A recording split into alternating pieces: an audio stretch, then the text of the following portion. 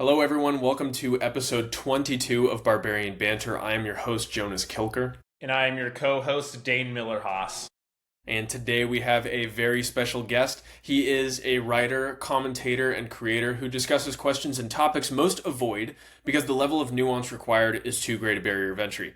He is a self-proclaimed professional yapper, but I would like to christen him as a professional nuance provider, which is oh so important in this day and age, and for that reason, we're very grateful to have him on the show. Mr. Andrew Briggs, welcome.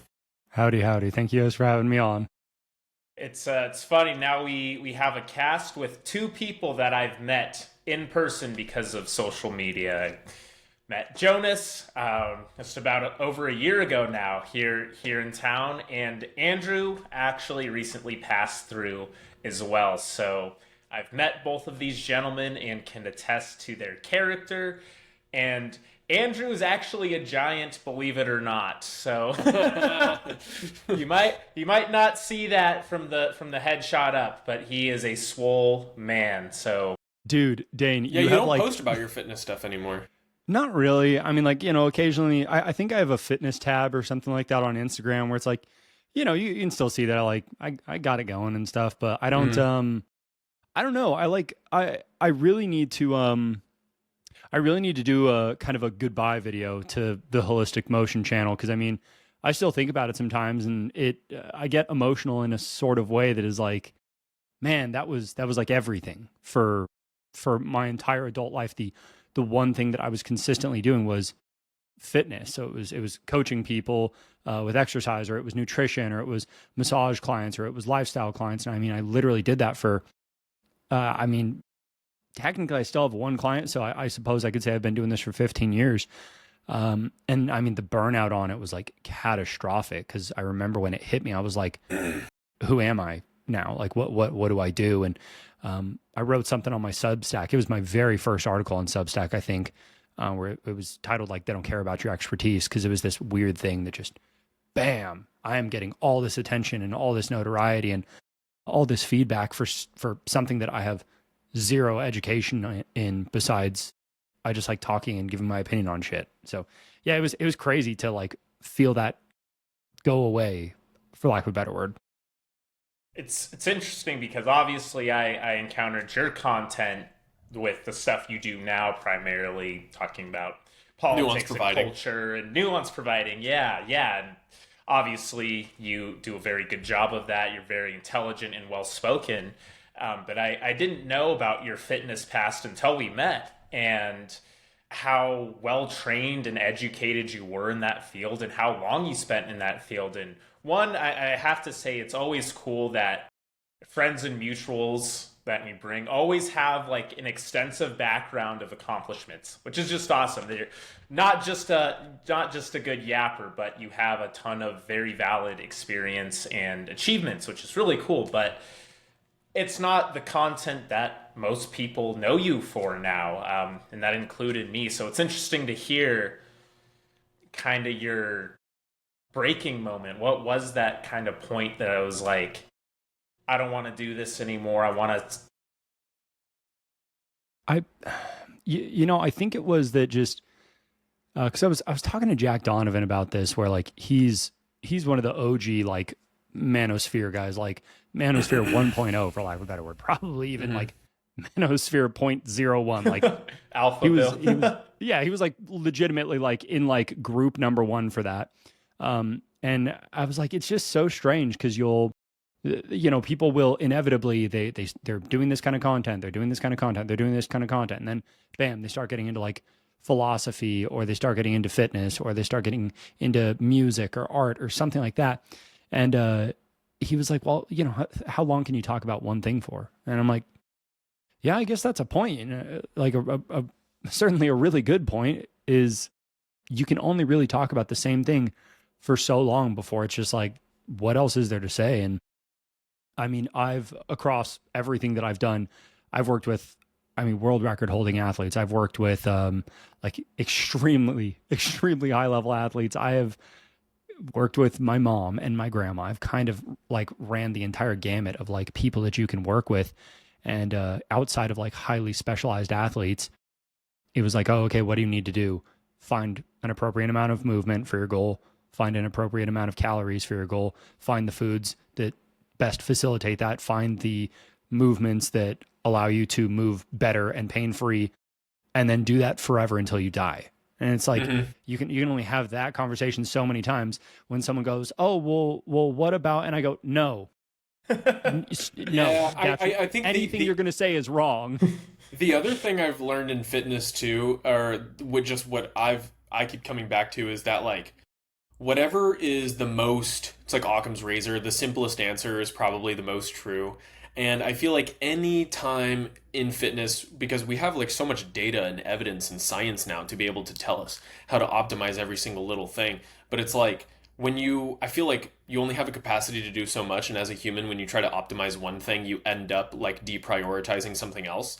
And usually those become the fundamentals. If you become too hyper focused on like nailing your sleep score or something, now you're kind of training like a pussy, or just like the fundamental, you know what I mean? And so like anytime that whenever I learn something and I'm like, oh, how do I incorporate this into my diet or routine? I'm like, if it's going to distract me in any way, I'm not. It's like, if it's not just going to be like train with more intensity, sleep more, eat well, like then I'm not gonna fucking do it.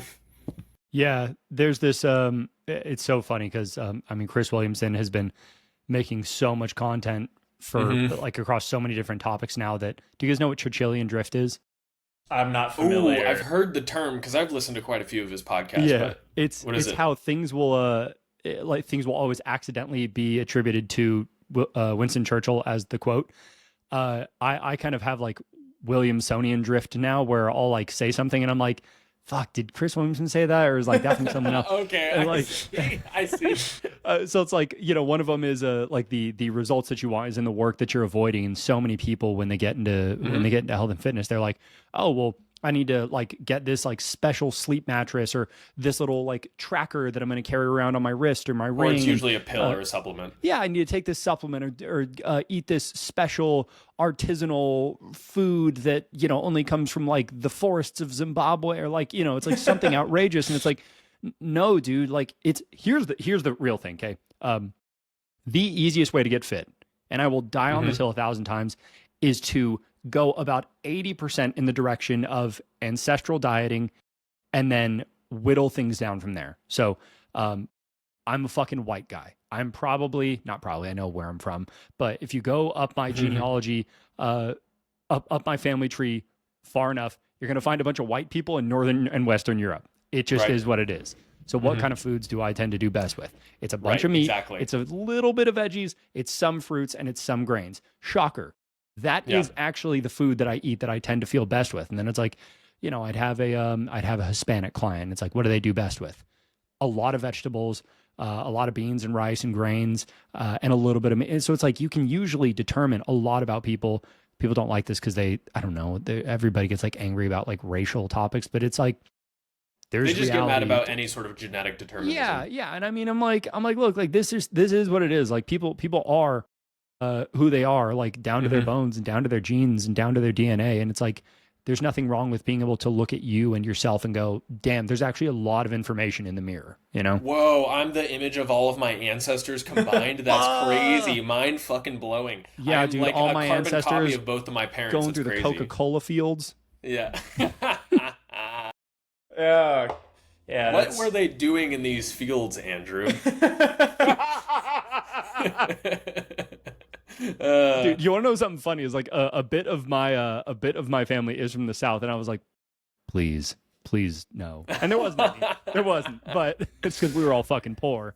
Yeah, I don't have any my family about as far south as they go is like Pennsylvania. I had a couple fresh off the boat colonials in Pennsylvania. Most of them were Germans who settled in Nebraska, like right before the First World War, or in like Illinois. Actually, or what's the other? Yeah, mostly like Pennsylvania, that way. But what's interesting is all of the German part of my family, of which there's a couple branches, if you look at all the different people, of course, they all came here at separate times to Nebraska specifically. like in Nebraska. And all of my like English, I almost said English, holy shit, English, Irish side of the family, they came to like Delaware and Pennsylvania specifically. But it's like the exact same. I don't know what it is. Like maybe the boats only went there, or the boats took them to a specific train that only went to Nebraska or something. I don't know. But there's probably some conspiracy theories behind that. Are you familiar with these European diasporas that would happen where it was like all the Germans were going to one location, all the Danes were going to one location. Yeah, I know that like there's a huge Norwegian population in Minnesota. Yeah, like, that's where some of my family went, was Minnesota from Norway. There you go. Okay. Have you guys seen Texas German? No. Oh my God, bro! That's a movie really fun and show? really it's a really fun and really shallow rabbit hole about how there is a dialect of German that only exists in Texas, and it sounds. We have one of those in Brazil. Really?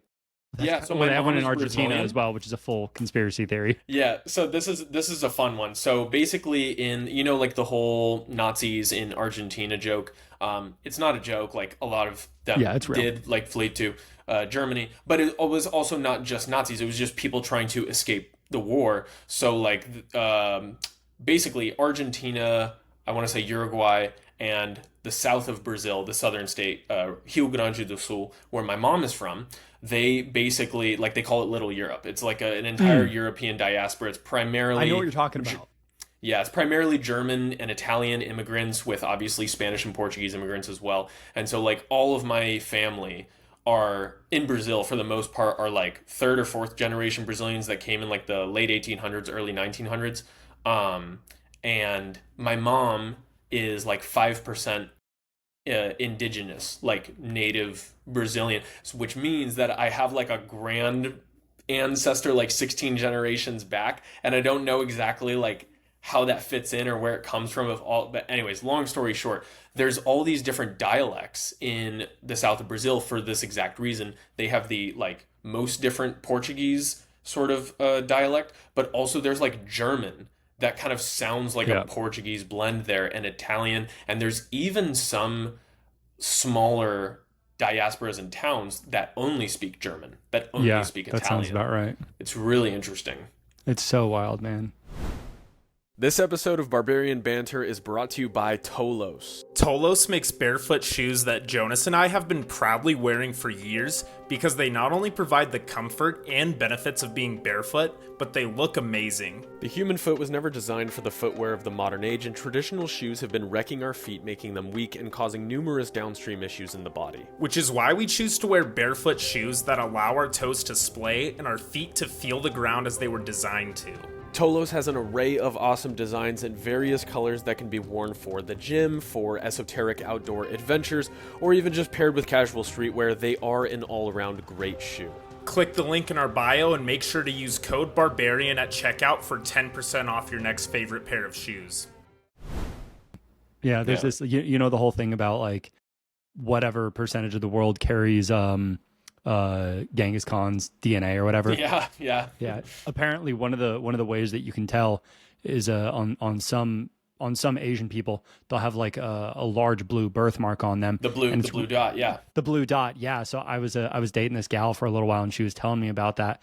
She's like, yeah, it's like, you know, a blue dot on your butt, and I was like, oh, you guys are kind of like baboons, but it's blue instead of pink. And she was like, why would you say that? I'm like, I don't know. I'm sorry. Yeah, that joke didn't go over well with her. Ancestry is funny. It's funny. Okay, let's just think about it. Are you guys familiar with Albion Seed by chance? Mm-mm. It's a book. Yes. And although I haven't read it, as far as I understand the premise is, Jonas, like you were saying, your English ancestors came primarily to Pennsylvania, that area, that even in the initial like British diaspora, the Ulster Scots and Scottish were kind of drawn to the south, the Appalachians, that area, while the English Puritans are more drawn to the north, and that kind of set the north-south divide early on in colonial history. So, if you take, because there was like the English Civil War between like the sort of southwest and like the east of England, and the southwest ended up primarily, they were like the loyalists settling the south of the United States, and then the eastern, what would they be called, federalists? Or I'm not sure. They my settled U.S. in history is so bad. like New England. So it's like they came from here in Britain, and then they went exactly there in the United States, settled in the same exact like sort of orientation. It's really funny. It's just funny how these things work out. And actually, I just realized that the Scots-Irish did the same thing, because they would have been here and then they came to Appalachia. It was the same exact movement. Yeah. These patterns kind of just unconsciously, well, maybe a little consciously, you get there. And it's like, oh, this reminds me of home. Send word back to home. This is a climate that I'm used to. But it's, like you were talking, ancestral. You eat food, you feel better. And it's not saying like if someone wants to eat a different cuisine, that's okay. You just might not feel as good. And exactly. And kind of what you were saying with fitness too, and kind of any topic, but especially fitness. There's only so much you can say, and it's usually the basic stuff that works. And that's why you see so much crap that just continues to get popular, where it's like, do this workout to carve your abs in 30 days. Yeah. No, there is no workout that'll carve your abs in 30 days if you're obese. But it's going to sell to people. It's like, oh my gosh. We are so overdue for a ketones revival, because like so true. There seems to be these like, you're gonna have to educate me, give me a little crash course on what. Yeah. It's so boring, man. It's just a supplement that comes in and out of vogue. But this is kind of what happens every 10 to 15 years, is that different exercises and different supplements and different foods kind of come in and out of the cultural zeitgeist. Yeah, exactly. So it's like keto comes from ketogenesis, and there are, this is one of those things where I'm like, God, I've been out of the industry officially so long now that you could just say it in Grug terms. Yeah, in Grug terms, there are ketones that are produced in our body during this process, and people were able to isolate them, I believe, in raspberries. So raspberry ketones became the one that were really popular. And I remember when I worked at my very first gym, and I was like, just mixing smoothies up at the front desk, people would be like, oh, can you put the raspberries? I want to get my ketones. And I'm like, adding more sugar is going to help you get into ketosis, you need so many fucking raspberries to get like a serving of ketones that it's going to offset whatever you have like theorized the benefit is going to. And it just, See, it's that little kernel of truth that you can lie with, where it's like, an apple seed has cyanide, right? But you're not going to die from eating an apple seed. But it sounds scary if you say an apple seed has cyanide. It's not technically a lie, but it's not applicably true. And I feel like that kind of does apply to your nuance giving when people deal with news and cultural topics, and they hear things out of context like that. So much of it is just going, yes, but like that's what so much of this shit is. It's complicated.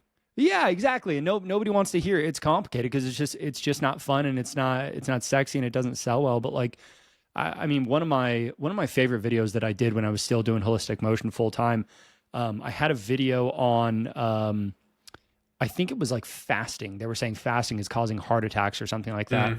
And I was like, no, it was high protein diets were causing heart attacks. And I'm like, yes, that's true. Even stupider. In very specific populations that were like, untrained, and were like then mega dosing protein, and then were like, it was like all these other factors that were tied into it. And I'm like, yes, this is true when you take a hyper specific population. This is not true for anybody else. And it was like, that shit just drove me fucking insane, because it steers people away from it. You. The thing is, like, it's always the people who have like, they've never touched a weight in their life that are like, I don't want to get too big. And it's always the people who have never dieted in their life, and they're like, I heard that this is going to... It's like, nothing's going to do anything for you because you don't have the ability to commit, actually. So that's it's just like that. Nothing is going to happen. Have you seen that sprinter versus long distance runner debate going around? Yes. And it's like, okay, you don't sprint or run, so why are you... Why are you talking about... You don't even do the Stairmaster. It's like... you should not be worried about if sprinting or running is better. You don't do either of them. Yeah. Because it's usually used to show that, like, you know, you don't need to long distance run. All you have to do is do a couple of sprints per week, and then you'll look like fucking Usain Bolt. And it's like, first of all, no amount of sprints is going to get you to look like Usain Bolt. And second of all, no amount of long distance running that your lungs are capable of doing is going to cause you to lose that much money. Like, you don't have the capabilities. Such an extreme. Yes, exactly. Well, the thing that's funny about... But that's because, like you said, Nuance is not sexy. It's easy to post that photo and get a bunch of clicks, which is literally why I post... I mean, it's like kind of... I'm totally reaching, but I posted a tweet today based off of a video that I'm writing about how aesthetics are an important part of morality. I saw this tweet. Yeah, it didn't do anything. But aesthetics, they're an important part of morality, but they cannot be your morality, because then you can just be memed into shit constantly, you know, be like tossed like a ship in the waves. And that's exactly what this is like, you see cool Twitter post where it's like, you know, based statue is telling me to like eat carnivore diet. And it's like, if you don't have any sort of like moral compass, like to begin with, like, then that kind of shit is just like gonna infiltrate you, you know, because you're just like obsessed based with statue is fucking crazy. I know exactly the style exactly of what the fuck I'm that you mean about. Yeah. I mean, that's when they start switching up the recruiting propaganda for the military, and it's like, oh, all of a sudden it looks cool again. Wait, are we getting into trouble because? Dude, I think Shoe on Head was the person that said this, where she's like, you know, things are bad when they start using buff white guys in the army commercials again. Yeah. But yeah, aesthetic victory is not always a real victory.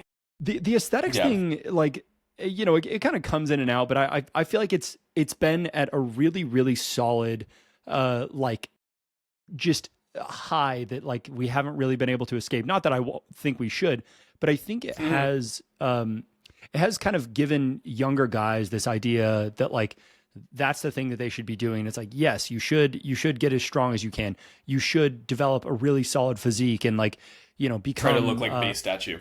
Yeah, become a little bit more formidable like base statue, and all those kinds of things. But but you also need to like work on these other, like, aesthetics and strength have kind of become like the pinnacle of what it means to be a man for a lot of young guys. So that becomes the single thing that they strive toward.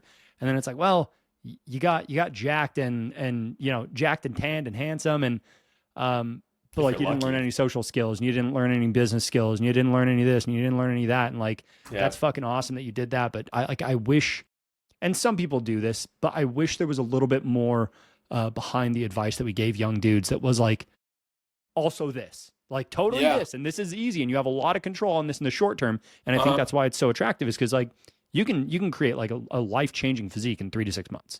But well, that's why I think it's so cool. Exactly. Like you said, you can make a life-changing physique in 3 to 6 months, but learning how to, I don't know, like have a proper dialogue with people for over an hour, say, if you were in the world of business and you need to have a business meeting or host a podcast like we're doing right now. Like, so many people would struggle with that because they've never built up that muscle, and that takes years and years and years. But that's why I think that what we're sort of experiencing now, which I kind of wanted to talk to you about, because I think that your pseudo-intellectualism video was one of the coolest YouTube videos I've ever seen. I highly recommend everybody go check it out.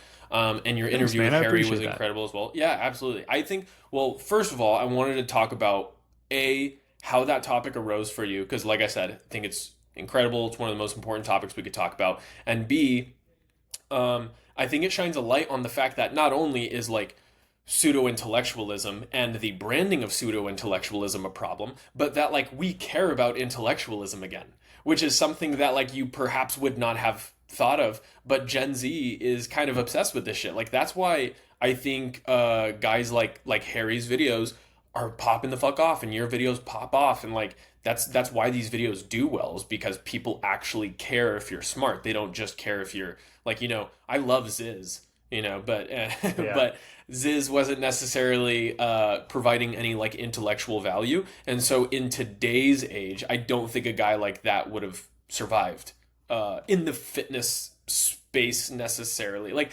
maybe, unless he evolved a lot with it. Unless he evolved a lot. But see, that's what I mean, is like, even you see guys like, I don't know, I don't even really follow the fitness space anymore, but like when those dudes do pop up on my page, it's because they're talking about something that matters. And I think that that just matters to people now. So, long-winded fucking question, but when did you sort of notice like the issue of intellectualism, pseudo-intellectualism, and name calling? How did that come up for you, and what was your sort of like just propulsion to make that video? Yeah, so I'm 6'3", and I graduated high school at 140 pounds. I was thin as a fucking rail. Right now I'm like maybe 205 or something, but I like being right about 190. And the problem with being 190 when you're 6'3" is that you're just not that jacked. So I was giving out a lot of fitness information, obviously. Not in clothes. Yeah, not in clothes, yeah. So I was giving out a lot of fitness information, and people, would be like, "Oh, well, you're like not that big," and I'm like, "Okay, like I guess fair. That's true. You are probably bigger than I am. You're probably, in a lot of cases, not stronger than me." But I think I developed this idea of like, okay, well, this is the physique that is like very manageable for me while still living my entire life. How do I be right about everything, despite not having the appropriate billboard, if that made sense? So I don't know, from like a young age, I really liked being right, not as a way to like flex the correctness or anything, but just a desire to not have the wrong information, because I didn't want to be wrong about shit. It's weird. It like doesn't necessarily make sense coming out of my mouth, but like when I started talking about different kinds of social topics, people would start being like, "Oh, well, you haven't thought about," and I'm like, "I have." Yeah. Well, you haven't read. Yes, I have. Mm-hmm. Yeah, well, what about, I've already considered that. And like, it got extremely frustrating. And specifically, I remember the exact DM that a guy had said to me, and this was after I released that like almost 2-hour long video on polyamory. And some guy messages me, and it was so funny because the like picture of Satan where it's like this thing and it's just like the angry eye and stuff like that. Yeah, I love that literally, picture. It's such a good picture. Literally looked like that. This kid had like this cat had a look, and he messages me and goes, "Hey, I'd love to talk with you more about this." But he wasn't anonymous. That's interesting. Yeah, no, it was actually him. And I mean, he had like a moderate following, probably like 20K or something like that. But he messages me and goes, "I'd really like to talk to you about this." And I said, "Hey, man, I really appreciate it." Leading up to this video, for months, I was putting out more or less like casting calls for people who would talk to me about this. I'm kind of done talking about this topic for probably like a year or so, and maybe I'll revisit it then. And he goes, "Well, I feel like there's a lot of things that you missed here." And I was like what? And he goes, "Well, you missed this." And I go, No, I did talk about that. I considered that. I don't think it's relevant. And I was like, all due respect, man, I don't want to talk about this. I'm done. I'm over it. It's a 2.5 hour long video, or excuse me, over an hour and a half long video. I don't know how much further I can get into this without literally just diving into a polycule. And he fucking, "Well, your pseudo-intellectual video," and blah, blah, blah, blah, blah, blah, blah. And it was just this like massive. Just because you didn't cover the like one point that he really wanted you to cover. Yeah. And the thing is, like, I had considered it already, and I was like, okay, cool. I'm not gonna so I blocked him and like whatever. And it's just something that will come up, is that people will say something pseudo-intellectual. It becomes a way to take a stab at somebody without really having anything behind it. And I think the frustration of it comes from we judge others based on their actions, and we judge ourselves based on our intention. So whenever I make a piece of content, whenever I make a video and somebody sees it, they're not seeing all the different considerations and the, well, what if, but blah, blah, blah. They're not seeing the back and forth that takes place before it gets to the final product. So oftentimes, I'm sure you guys have had this happen too, is you'll put a video out and someone says, "Well, what about?" And you say, I went there already. Don't worry. I already got over that hump. And that's not the part that's frustrating. It's that they go, "Well, since you didn't talk about this," pseudo-intellectual. And like when Harry and I talked about this, that was our very first conversation. I texted him, "Hey, I'd love to talk to you about this." Picked up the phone and he goes, "Yeah, dude, I've had people agree with me every single video. Dude, love your content. Love your content. You never miss. You never miss. You never miss." Yup. And then the one time that there's a miss, they can't they can't get away from it. Suddenly they're on like opposite ends of the fence and they got to pick at you and they got to stab at you. Well, the problem too is that it matters so much because it's like, because when you box yourself in so tightly to an ideology, if you got one free thinker, God forbid, who deviates slightly and says, you know what, of all the things that we do agree upon, like, I actually think this is misunderstood. They're like, heretic. Okay. Yeah. There's a lot of fear from people too, because I wish I could remember who said that. Oh, this was a higher up wellness said this, where he goes, you don't want to hear my opinions. You want to hear your opinions come out of my mouth. And that is validation. That is, yes, dude, there's so much of that happens with content creation. And I get it. You know, I've developed parasocial relationships with other creators where, like, when they say something that doesn't align with me or doesn't align with like who I thought they were, I wouldn't say that there's like anger or frustration so much as I go, what the fuck? Like, confusion. You know, what, like, if you think this, what else do you think? You know, but there was a point where that used to frustrate me as a content consumer. And then I just got to the point where I say this in so many of my videos, you're not going to agree with me on everything. Isn't that great? Yeah.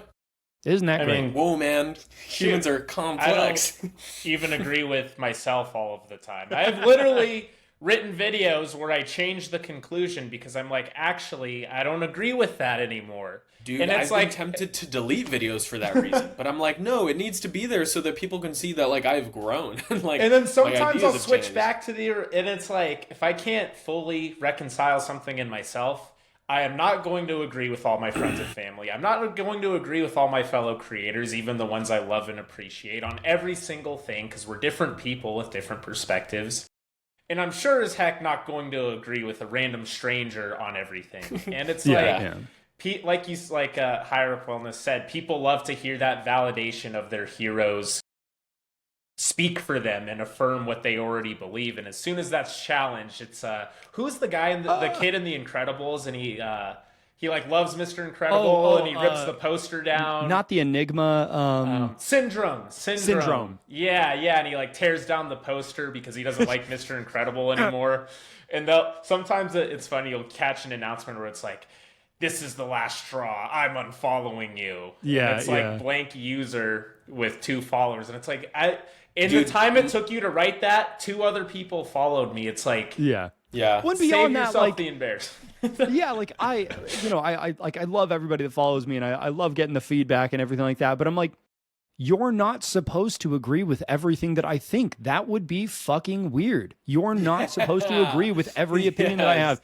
It is physically impossible that anybody ever would. And like, again, you know, like you said, there's times that I've changed my mind on pieces of content that I've made, and I'm just like, well, I fucking got there. Is there a filter that you guys run your, in terms of like thought filter, not a video one, but is there a filter that you run your stuff through in terms of, okay, yes, I can post this, like this holds up?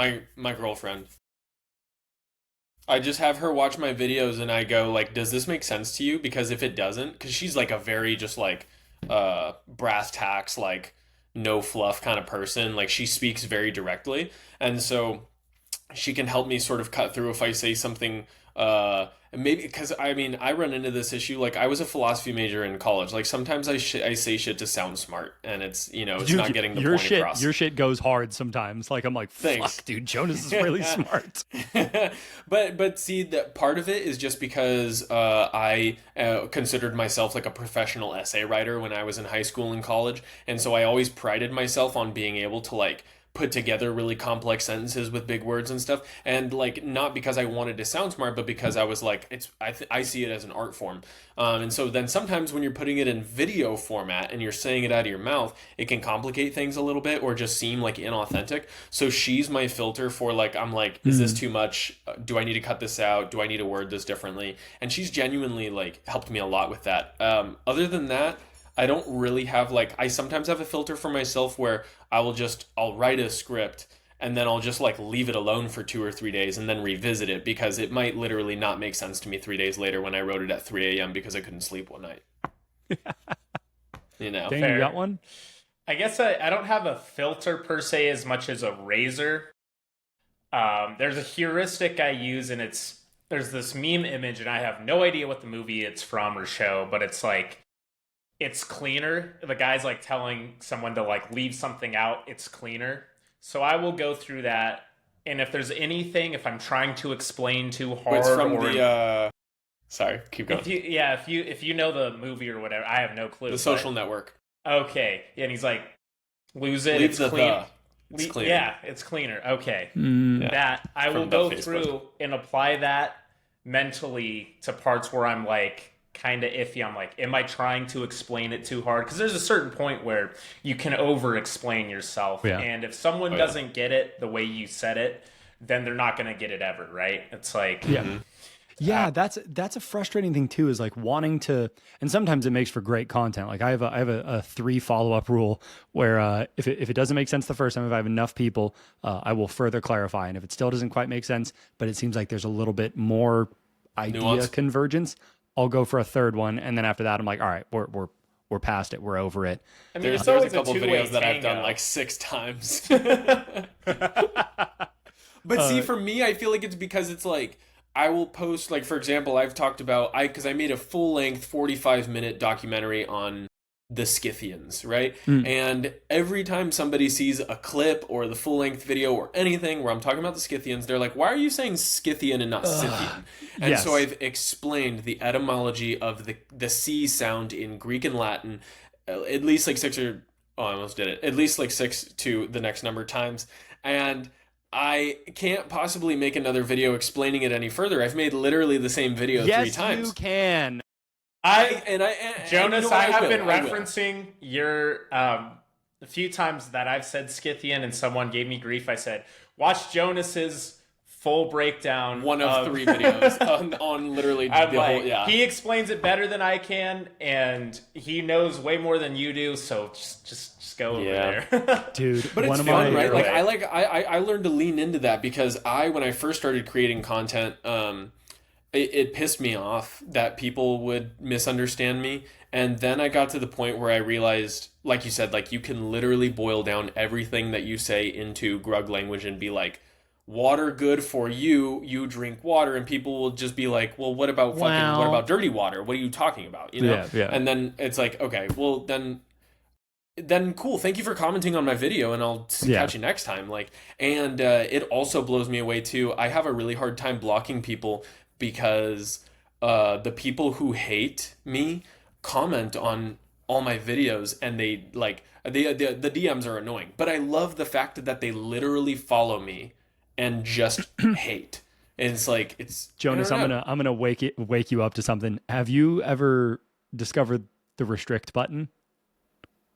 Okay. Oh, yes. It's so good. Yeah. There's so good. The mute. The mute is important. Mute's too. another good one. I've got maybe 20 or so people restricted on my Instagram, and it's so funny because they comment and they argue and they talk shit, and I'm like, your comment's hidden. This is so good. You have no idea.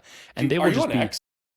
Yeah, I just followed you like yesterday. Okay. I have just over 7,000 followers on X. I'm pretty sure 3 of them hate my guts. Like, it's unbelievable the amount of times that I will see the same account pop up and just be like, you're a fucking moron, you're this and that, I hate you. And then you look and it says follow back, and it's like, bro, get out of here. The hate follow is crazy, man. Like, the hate follow is it's unbelievable. But sometimes though, go ahead. Sometimes they will convert. I have seen conversions. Yes. I've gotten I hated you for a long time, and I followed you the whole time.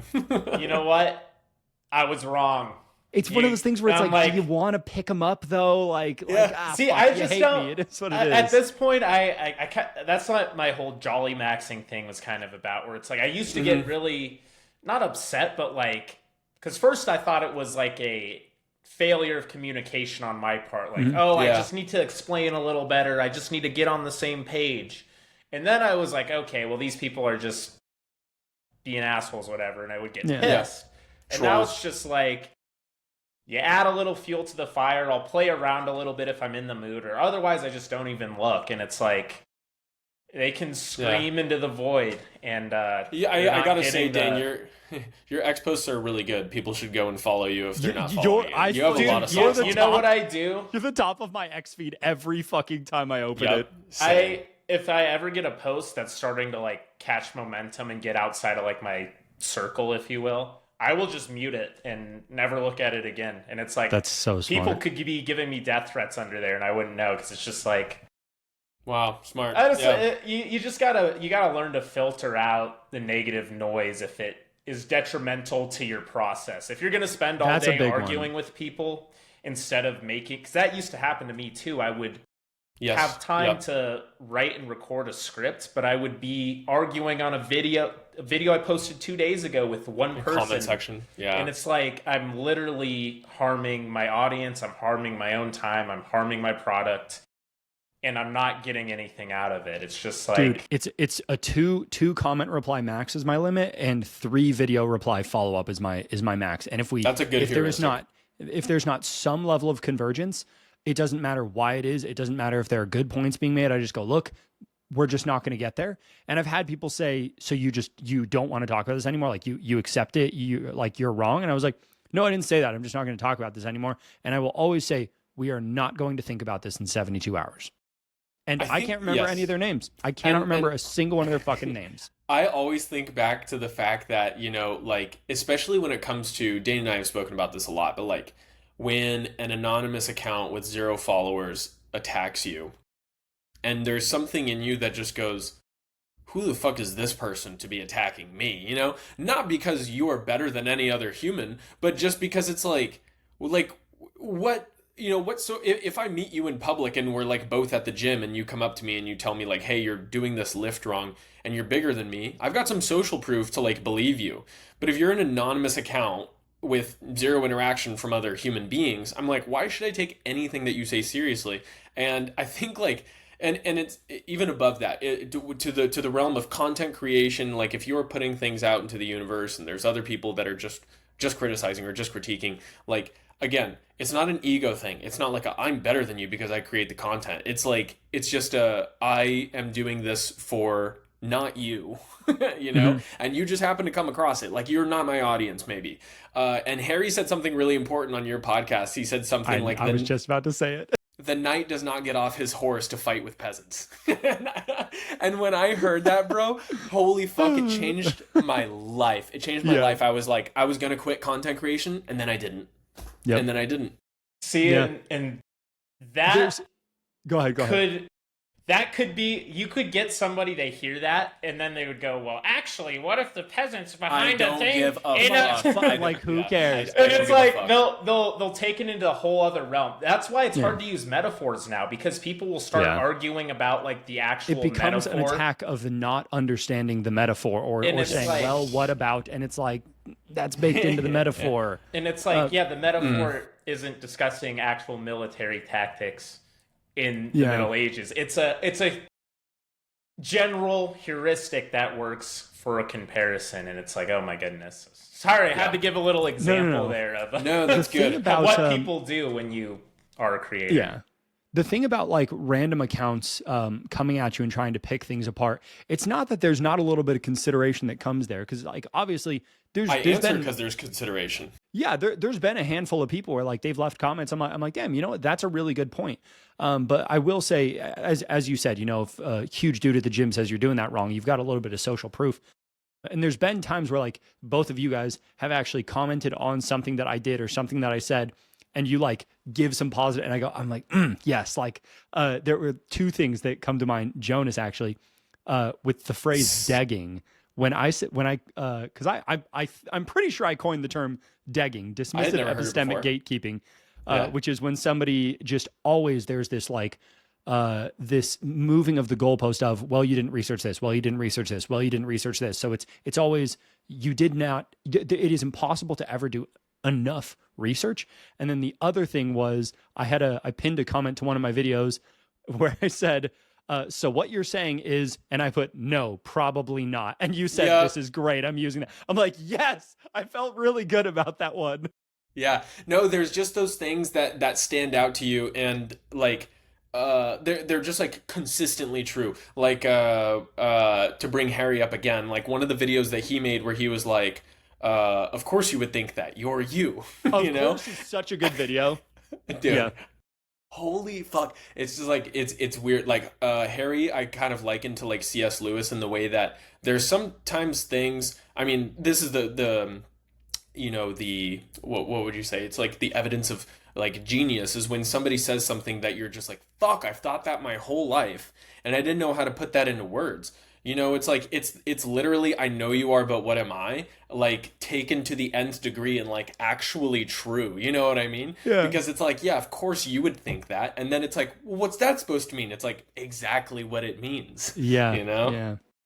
No, dude, that of course video that he did was so crazy. I actually, I had two guys in my Discord get into an argument with each other, and he actually ended up saying, he said of course. They were in this just back and forth, back and forth, back and forth. Dude, And he just says, there's of no course. coming back from that. There's no coming back. He exploded. Like it was as soon as he got hit with of course, he's like, what the fuck does that mean? And it was like, I texted Harry about it and was like, this shit's overpowered, man. Like bro, this has got to get nerfed. It's ridiculous. It's ridiculous. Yeah, of course you would say that. Okay, so one thing I did want to ask you, because that is kind of like on the same topic of degging. There's a lot of times, and I've experienced this in my videos, specifically when I talk about history, because history is more concrete for the most part than philosophy, obviously. When people say like, oh, well, there's actually this study that shows this, or there's actually, oh, did you see this study? I wouldn't have made a 45-minute, I wouldn't have made an hour and a half long documentary if I didn't. Of course I did. There's only so many studies out there. I obviously saw it. Also, it's in my show notes and I mentioned it in the video. Anyways, you saw the same study that I did and you drew a different conclusion from me, even though in studies they put conclusions at the bottom, which is interesting. You can read that too. But anyways, when it comes to history and like especially genetics, people get really hairy about genetics, obviously. I think it's so interesting that people can literally come to different conclusions looking at the exact same material. And I wonder if that is something that is like in broad strokes genetically determined, perhaps based off of like personality, or do you think that that's sort of environmental? Is that something like in the world that we've grown up in, we believe that our interpretation of things is true? Like, are we living through an era of just like pure subjectivity where nothing is like concrete anymore? I think people have to believe the thing that it behooves them to believe. So there was a it's Men's Mental Health Month, if you guys didn't know. I did. Shout out, guys. Please don't do it. Shout out, guys. Do not do it. Oh, also, shameless self-promo. I am releasing a 3.5 hour long documentary on men's mental health on Father's Day. So nice. We will plug that in the description for sure. Yeah, it is going to be a re-release from a couple of years ago, but it's like I long story short, I bungled the release on my old channel. Okay. But there was a gal that I was dating, and I will say this is something that's actually came up a couple times, is that when it benefits somebody to not understand the point, they almost never will. When you get yourself into a position where you understand something or you've come to a certain kind of conclusion, to get away from that is to basically overcome dozens of brand new barriers. So for example, when you guys are both Christian or some kind of like Christ-centered religion. Yep. Okay, yeah. So like I used to like co-teach Sunday school, and I was really, really deep in belief. I believe just as much as anybody else. And when I started having doubts and started getting very fearful of that, I didn't just go, okay, well, this shit's not real. I like dug deeper into it and just became unfortunately less and less convinced. But that took years and years and years to go from Christian to atheist, and then to go from atheist to agnostic took probably just as long, because there was something that I had already come to a conclusion. To change that requires disproving dozens and dozens and dozens of things that you've already accepted as truth. So then each one of these jumps, whenever somebody says something like, oh, I've read this study and I came to this conclusion. Again, I hate to just go back to the Harry Miller thing. Of course you do. You have to believe that. You have to believe that whatever conclusion you've come to is the case. Because, when I was dating this gal, she's like, well, like obviously men are much more violent. And I'm like, men are not more violent than women. Men have a higher capacity for violence, and it's more physically based. But I mean, the majority of violence that happens is bilateral, meaning men and women are engaging in violence against each other. And there's a whole bunch of other pieces of data that I'm not going to rattle off because they're not so fresh in my brain. But like we went back and forth about this, and they were like, well, what about this? And I'm like, yeah, no, there's this study that says this. Okay, well, what about this? Yeah, no, that's like something that a lot of people think, but that's actually been debunked. And we kind of go however many layers. And then I can't remember exactly what I said, but I said, I suspect that if there is no irrefutable amount of evidence that I can give you. Is that correct? And she goes, well, I just think it's more complicated than that. And I said, certainly. Is there any amount of evidence that you could be provided that would change your mind? And she said, I don't think so. And I said, then we shouldn't talk about it. That's incredible of her to admit that, because I have proposed that to people before and they've just called me an asshole. So that was very honest of her. Dude, she was so fucking cool. Oh, she is cool, man. Like we're still really good friends. She was such a cool gal. Yeah. And like I love talking to her because we disagreed on so much. But whenever we disagreed, I was always like, well, of course, you have to believe this. Like one of the things, and this gets like a little red pilly, and it is what it is. But like, there's this idea of like a lot of the rights that women have kind of had to be given to them by men. Which whether they like that idea or not, a lot of stuff around like women's suffrage, the people who at the end of the day approved the vote were men. A lot of the people who were in those marches were men. They had to approve the vote. The vote belonged to a lot of the anti-suffragettes. A lot of the anti-suffragettes were women. One of the most scathing critiques I have ever seen of feminism was written by an anti-suffragette whose name I cannot remember. But I remember reading that and I was like, damn, dude, like this is a tough one to refute. There's some really, really strong stances. So like all these things existed, and what I was trying to communicate to her was not, and that's why you shouldn't have the right to vote or any of that shit. It was, there's some level of like love and care that needs to be extended toward men as a whole and men in your life, the same way that there are things that women give to me and my life that I have to just unconsciously go, yeah, like of course. I've had some, negative interactions and negative experiences with women, but like, again, it becomes this, she did not want to accept that because of her position in a lot of other spaces. But yeah, I don't know, I'm kind of rambling all over the place. No, but it's interesting. Yeah. Psychology is one of the main things I studied in university. And of course, a lot of that is discussing consciousness, bias, why we think what we think, and like how much of it, because in your rational mind, everything seems, it's like, yes, I came to this conclusion based off the evidence I was presented because it's the truth. But that's just not how the human brain works at a subconscious level. It's just, everyone's got some bias. Everyone has reason, like you said, to want to affirm what they believe is the logical truth. So it's very difficult to think about what if you're proven wrong. And this is a video I want to make about questioning whatever your most fervently held beliefs are on religion, morality, diet, whatever you hold sacred. What if you were presented irrefutably that it was false? Yeah. What would you do with that information? How would it make you feel? Not so that you change your mind. I'm not saying you need to change your mind, but it's like, why do you believe what you believe? Why is it so important to you?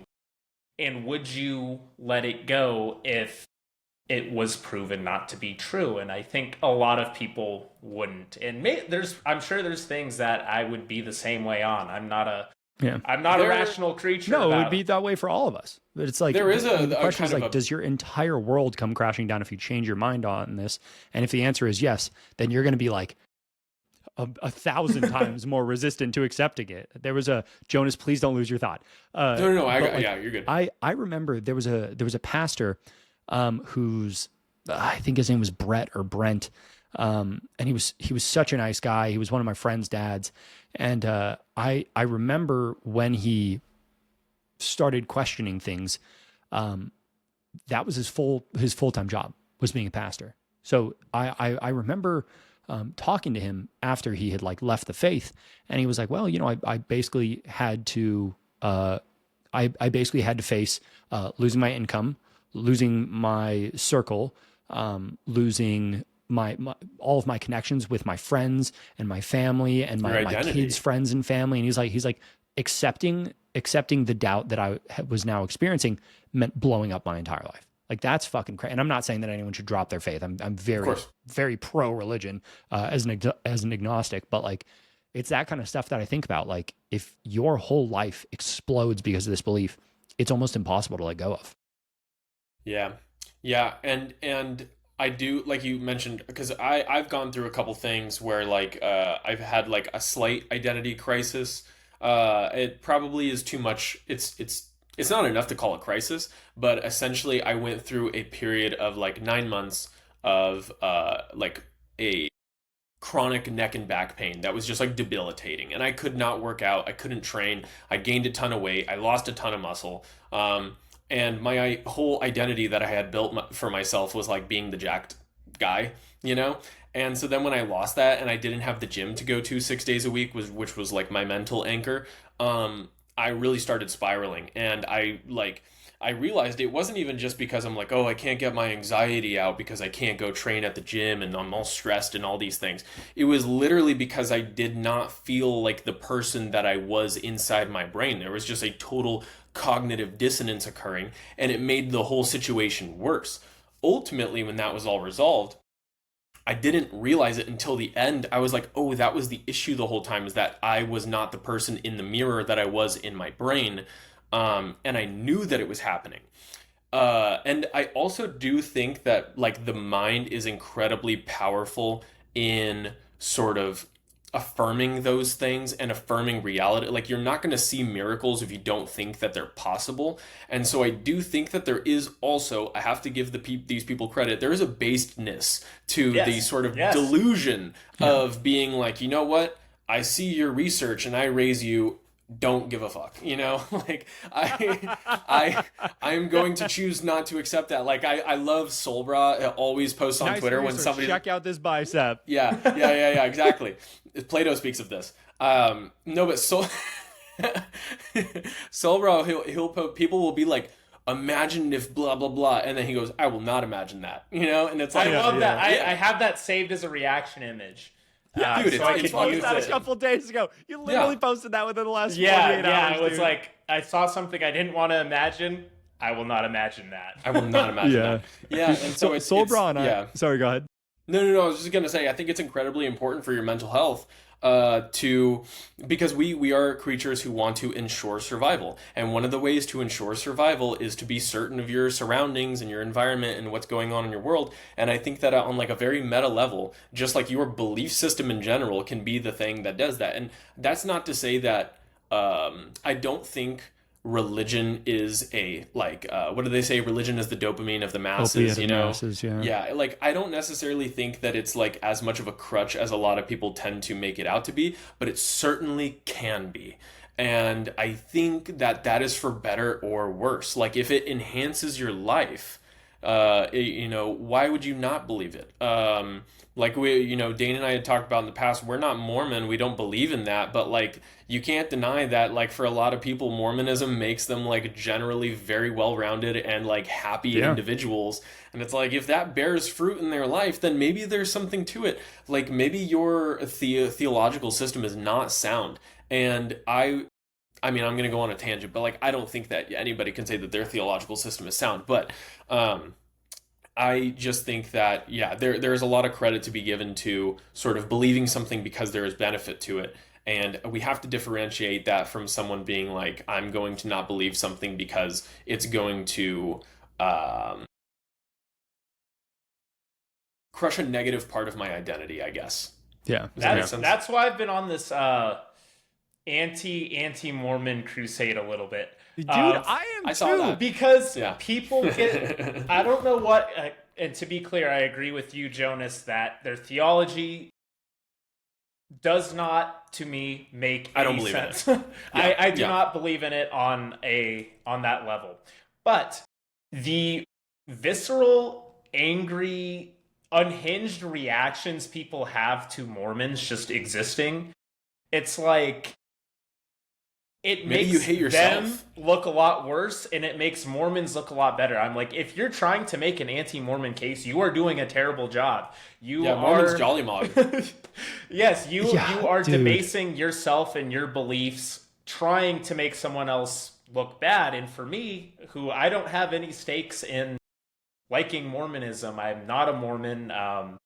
I could never be a Mormon. I could never let go of tobacco and alcohol.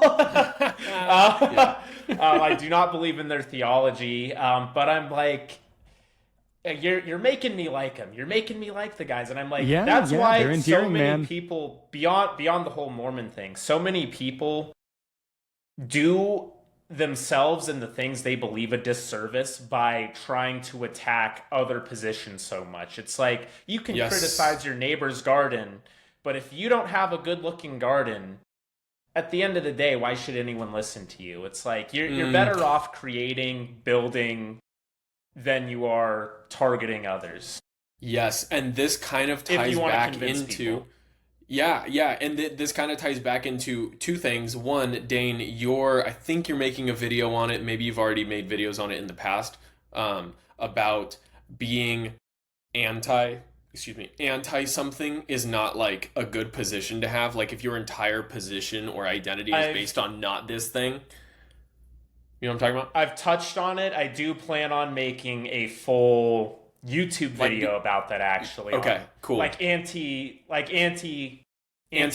anti-woke, kind of the whole all these things. Yeah. It's like, well, come up with your own shit then if you are so vehemently against something else. But I think it also ties into Andrew's point on pseudo-intellectualism, because a lot of people, they don't even have any like intellectualism to prove themselves. They just know that you are not whatever they are. You are pseudo whatever I am. It's really easy to attack something. Like, you can say pseudo-intellectual, and anyone who agrees with you or doesn't understand what you're attacking will just back you up, because it's also a great big word. It sounds nice. Above them too. Mm-hmm. Yeah, it does sound really good. The thing about, like, just focusing on, as you put it, just being anti something. I was having a conversation with a buddy. This would have been about a year and a half ago, where I'm like, oh, yada, yada, I met this gal, and, we agree upon X, Y, Z. And when I say like met this gal, I mean, it was like a chick that I was talking to for a little bit.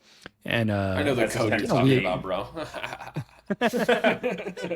I met this gal. Like, we're like, he's like, well, what do you guys agree on? And I like kind of give him the rundown, and he goes, okay, so it's like a lot of things that you guys like don't want to be around and you don't want in your life. Yeah, it's a lot of things that you guys share a lot of dislikes. And I was like, yes.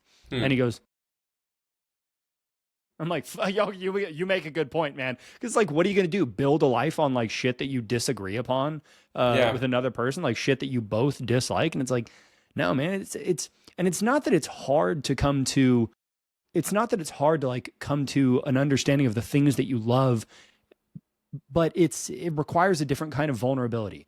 I hate this is easy. And it's the reason that you get so many more hate comments than positive comments, is because it's easy to say, fuck you, you're an idiot, than it is to say, oh, you know what, like, I agree with this. Point. Or that's a good point. Or, hey, like any kind of positive affirmation of something is like, it's kind of showing your belly. It's kind of showing your neck a little bit.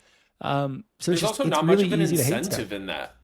Yeah. Yeah. There's what are not you a lot do? of incentive in somebody going and being like, hey, I agreed with everything you said in the video, because it's like, good. I'm glad. Thank you. I would love those comments, but I totally understand. I'm not going to go on everybody's video and just, comment a lightning emoji. I mean, that's what the likes button's for. If I like a video, that's what the like button is for. I hit. And so that's why I have to remind myself, like, yes, there might be 500 hate comments, but there's 20,000 likes. So it's like, okay, that's proof right there. And we're drawn to the negative, so that's always going to be an issue. Whether or not you're, it's you filtering through the positivity and the negativity on a comment section on a video, or if you're in a relationship or a friendship with somebody and you realize that the majority of the things that you get along on are disliking, and it usually starts with like disliking another person. You're like in a friend group and you're like, oh, the fucking Dave's a fucking piece of shit, huh? And you're like, yeah, he is kind of a piece of shit, and now you guys are friends. Fuck that guy. Because there is this weird, it reminds me of like the trauma bond. Like we've talked about this before, like when I was firefighting, I only did it for like 6 months, but you're in some pretty scary situations, and like those guys I consider my friends for life, and one of them, like, he's like one of my best friends to this day, and we like did not see eye to eye on a lot of things, and like in the wild we would probably not be friends, but because we went through that together, like we're brothers, and there is a weird sense of that. And so again, it comes back to, I think that in a genetically determined worldview, like that's good for survival. If you guys can both agree that that's the enemy and that's the wild and that's dangerous, like let's so bond together. It's kind of interesting in our inclination to focus on the negative is also survival beneficial, because I did a video a long time ago about this, where it's like, we're all cavemen, right? We're all grugs, and there's a water hole, and 9 times out of 10 we drink out of that water hole and it's good, but that 10th time there's a crocodile and it bites Andrew's head off, and it's like, okay, we don't go to that water hole anymore. And someone would say, well, the last 9 times out of 10 it was fine, and it's like, okay, but there's a fucking crocodile there now. Dude, Dane, you're in my head. I was gonna use that exact analogy and those exact numbers. I swear to God, dude, that was so I psychically projected into you. As soon as you were like watering hole, I'm like but it's, oh my God, collective unconscious of the memories. Yeah. But it's go ahead, sorry. Obviously, a mean comment isn't a crocodile in the watering hole, right? But that's just like why one of the reasons why we're drawn to the negative. And Jonas, interesting corollary to what you were saying regarding like the trauma bonding, and like Andrew, like the bonding over disliking someone or something. I've had friendships and things that were kind of like that, and once the negative, like I had a roommate and we got along pretty well, but there was another roommate who was just really bizarre, really hard to get along with, and it was the 3 of us, and we kind of like bonded over that. But once he was gone, our own friendship kind of just like fizzled out. And it's not because we got like, there was no bad blood or anything, but it's just like we weren't naturally meant to be friends. Right. And once you took away that very common denominator, there was an illusion of bond. And like one time we ran into each other a couple years later, because that was a while ago, and then we ran into each other, and it's like the first thing we did was tell stories about the guy we didn't like. But there just wasn't a lot of other common ground, and there's nothing wrong with that. He's a good guy. I mean, I would absolutely say he was a good person. It's just we weren't meant to be friends in the wild, like you said. It was just that circumstance. But you do have to find people that you would be, right? I mean, friends that you have mutual likes and not just mutual dislikes. A lot of friendship is so locationally based too, that like, as you said, you guys like moved out of that place together, and then you come back together, and then suddenly it's remember that one thing that we like really, really strongly had in common. Like, I remember, so I just moved across the country 3 times, 4 times technically, but like 3 times in the sense of I was in Denver, I left, moved to Phoenix. Some stuff happened in Phoenix. I decided not to stay there. Moved to Reno with some friends and family for a little bit. Figured out my next plan, and now I'm up in the Pacific Northwest. And I have a video that's coming out either tomorrow or next week. I'm not sure which, on YouTube. And it's like a 45-minute video about like moving, and like, should you move, and why should you move, and how do you pick where you're going to move. And like, when I first kind of came up with this, I was like, this is such a fucking boring concept. Like my top 10 tips, but it's not that at all. Like I watched it. I'm like, damn, thank God I followed through with this.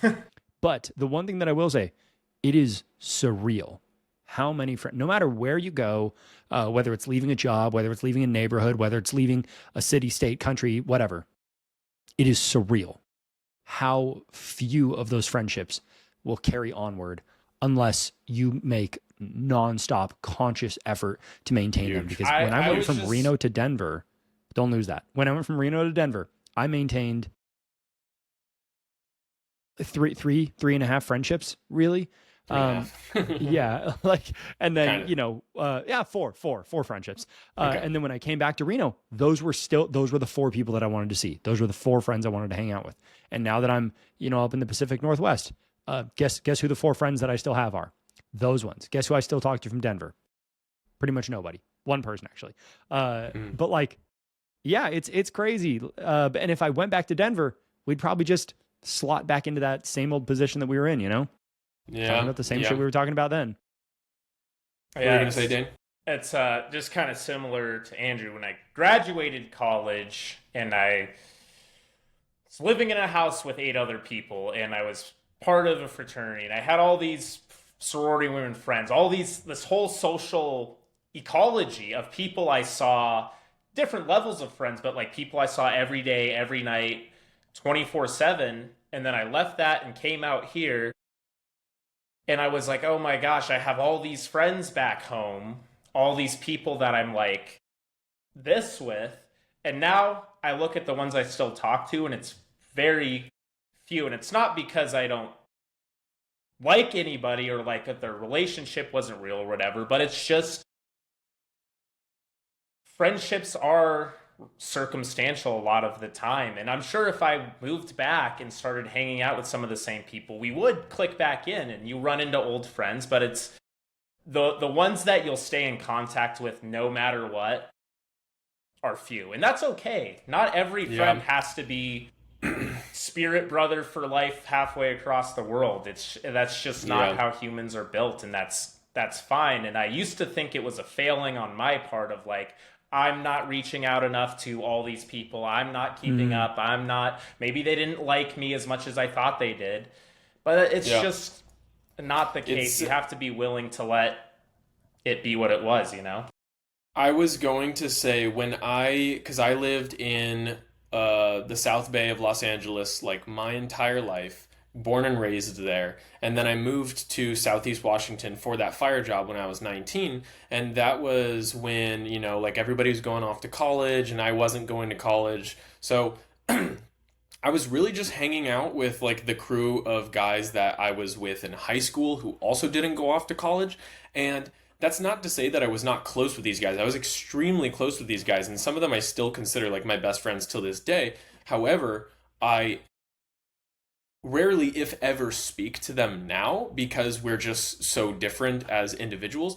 But what I found interesting was that when I moved there, I was only in Washington for 7 months because it was a seasonal job. So I moved right back home, and I had become such a different person in those 7 months because I was in a brand new environment, not surrounded by any of the, the 5 closest individuals who you're the average of. So I wasn't around those people anymore. So I became myself, and I was forced to, and I just like became a different person. So when I came back home, I immediately started hanging out with my friends again, but it didn't feel the same. And it had literally just been 7 months. And I realized I was like, maybe we weren't even like, going to continue to be friends in an organic way. It was only going to be circumstantial if I stayed near them. And now that I've moved away and come back, I realized that. And so then those relationships started like slowly fizzling out. And that's when I because I also just moved across the country from LA to Florida. And one of the things that helped that move and make that decision was I realized I was like, what ties am I really because I was like, oh, I'm going to lose all my friends. I'm like, not to shit on myself, but what friends, bro? Like I had really, I talked to so many, like Dane is probably like my closest friend to this day, today. And like, we don't even live in the same place. It's now because of like these shared interests. And that's one of the beautiful things about online, but at the same time, like, moving is huge for, it's so corny, but like actually finding yourself and learning like who you actually are. Love this video. Dude, I am, and because it is one of those platitudes that is just true. Like you leave whatever was originally giving you your external identity, you find your internal identity, and then you come back and it just doesn't fit. It's like when you move out of your parents' house and then you move back in and you're like, oh fuck, I can't take this, I can't be here, because you became a different individual.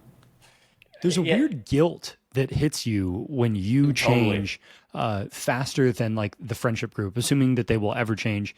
And I feel like content creation was probably one of the most like significant. It was one of the loneliest periods of my entire life was when content actually started becoming a viable option in my life, because then, you know, I'd have friends who were like, hey, let's go do this. And I'm like, yeah, totally. I got to finish this video. And they're like, oh, well, you know, you can do that tomorrow. I'm like, no, I have to do this today.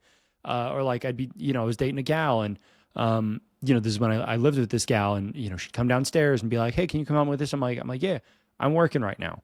And she's like, well, can't you just do this? I'm like, no, I'm working. Like, this is my set time that I'm doing. The worst part about being a content creator is that when people see you working, and I struggled with this, like even my mom's ex-boyfriend thought that I was a fucking deadbeat because I was just on my phone, you know? And he's like, is this guy gonna fucking get a job? Is he gonna work? I'm like, I do have a job. I have fucking, you know what I mean? But, yeah, no, same shit. I know what you're talking about. No, it's such a weird feeling because it's so hard to.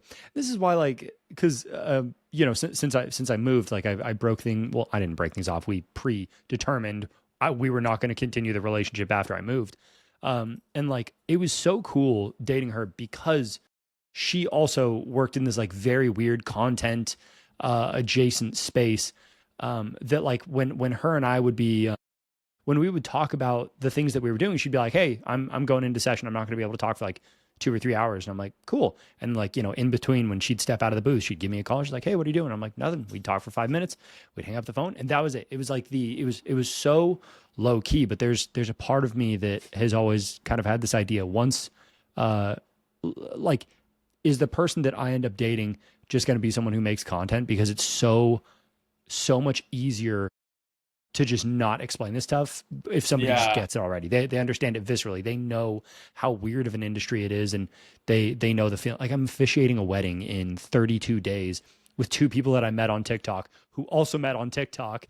And like the huge thing that they talked about was they were like, it was so cool that I didn't have to say, hey, I have to go record a video. Right, exactly. Yeah, it is. But again, that's kind of cool, right? Because it's the opposite of like having anti-interests. Like now you have a shared interest. So, dude, yeah. I mean, we're all circle here. Full circle. I do that. There's no circumstance that is forcing us to be in this call right now. Not physical proximity. Not. We're certainly not monetarily. Woo! Yeah, except for that guy with the gun pointed at me. Leave that if you need to. My agent, I have holding Andrew hostage. It's like, obviously we get value from collaborating, but it's like we're drawn together because we have similar views. We enjoy this. That content thing is interesting because I mean, I still have a regular job outside of content, but content's to the point where I'm starting to make decent money, and also it's my passion. It's like the thing I like to do. It's like what I consider in my own inner voice what I do. Like if you ask me, what do you do? To me, it's making this stuff. But it feels really weird when you're at a social function or you're talking to a girl or something, and it's like, what do you do? And it's like, well, I could say my office job. That's very standard. It's not saying it's bad, but it's like, okay, it's pretty by the books. They're not going to remember what you do if you say that. Yeah, exactly. And it's like, also, it's just not my true passion, right? But it's like, if I say, oh, I'm a content creator, or oh, I'm an influencer, it's like, oh, so you like film dances? You're unemployed. Yes. And it's like, it like sounds so, it has all these, or preconceptions when you say content creator. Yes. Or that the porn stash does not help those accusations either. No kidding, man. True Ron Jeremy. Frickin' yeah, it's like it is everyone I've talked to that is also a creator says it's like one of the loneliest things they've done.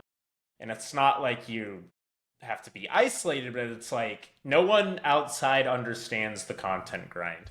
No one understands what it's like to be writing scripts all day, filming videos all day, dealing with that all day. And that's why I feel like we always, in the beginning, when we have a new guest that's a creator, it's like we kind of like you got to talk about the process, because it's like, finally someone who isn't just gonna stare at me like a deer in the headlights, thinking I'm like freaking.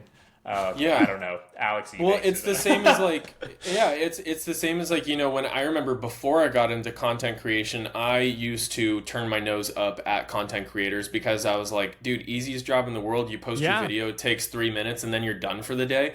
Mm-hmm.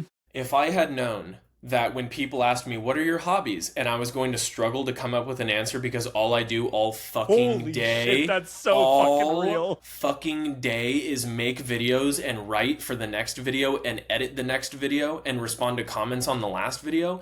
I don't know if I would have gotten into it, but I'm glad I didn't know that going in, because I thought, this will be fun. This will be easy. And it was literally like, probably like 30 days into it that I realized, holy shit, this is a lot of work. Like, and you would have never expected it. And like I said, it gets to the point where, you know, I realized, I was like, damn, like, what hobbies am I, if I'm going to move across the country, what am I really leaving behind? All I fucking do is content.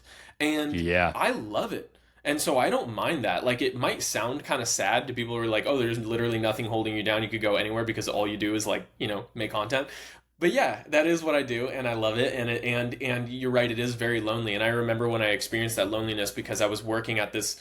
When I started making content was because I had just started working this restaurant job, and I hated it, of course. And you know, I was like, okay, like if I'm going to get out of this. I have a degree in philosophy. That's not going to do anything for me, and I knew that going into it. So I'm going to start making content because I know that, like, I'm an artist. I used to be a musician, and then I was an actor, and I'm still technically an actor, but like, you know that, right, exactly. And so then I was like, okay, so content, like, it makes sense. It's creative. It's artistic. I can do this. But then when I got into it, I was like, this requires more time than acting or music ever took from me, because you are truly a one-man show, and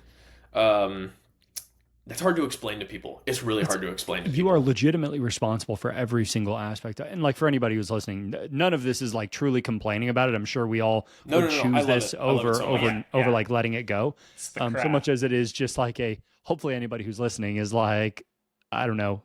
If you really like these two, subscribe to their podcast. They're going to hit 50K before the end of the year. I guarantee it. But like, there's a weird feeling where like you almost feel I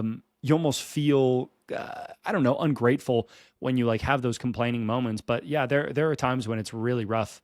But still, I would choose it every time. Like I love doing it. And even though it's a lot less money than I was making in the fitness industry, fuck, dude, I like it. It's fun, and I get to meet cool people, and you know, it's like I will say this. Making content improves your life from like a clout and social standing perspective in just about every single way. Once you get past about 50,000. Yes. It's weird. Like you really wouldn't expect it, but like I had, I remember like a gal that I was talking to one time. We exchanged Instagrams, and she goes, she was like, I've never like talked to someone who's verified. And I'm like, what do you mean? And she was like, you're verified on Instagram. And I was like, yeah. And she was like, that's really cool. And I was like, it is? Cool. Yeah. I'm fucking verified. But like, so yeah, it's weird. Like on one hand, I'm like, yeah, everybody should do this. And on the other hand, I'm like, you have no fucking idea what you're getting. So it's like, it's just such a double-edged sword. What kind of double-edged sword is it? Which kind? Give me a sword. It's a saber. Sabers are not double-sided. They're not double-sided. Come on. Yeah, it's a gladius. There we go. Did you say gladius too? I said gladius, yeah. Oh my God. That's crazy. This is getting freaky. You could say long sword. There's a couple other ones, but yeah. Yeah.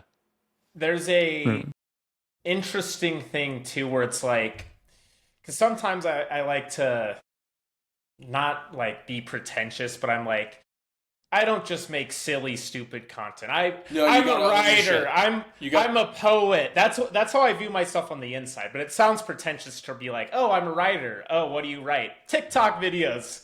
But then like you do see a lot of slop content or whatever. But even that, because I have an extra channel on TikTok, it's a lot smaller, and I do like more like the stupid rants and like dances and stuff. Because sometimes that's just fun to do too.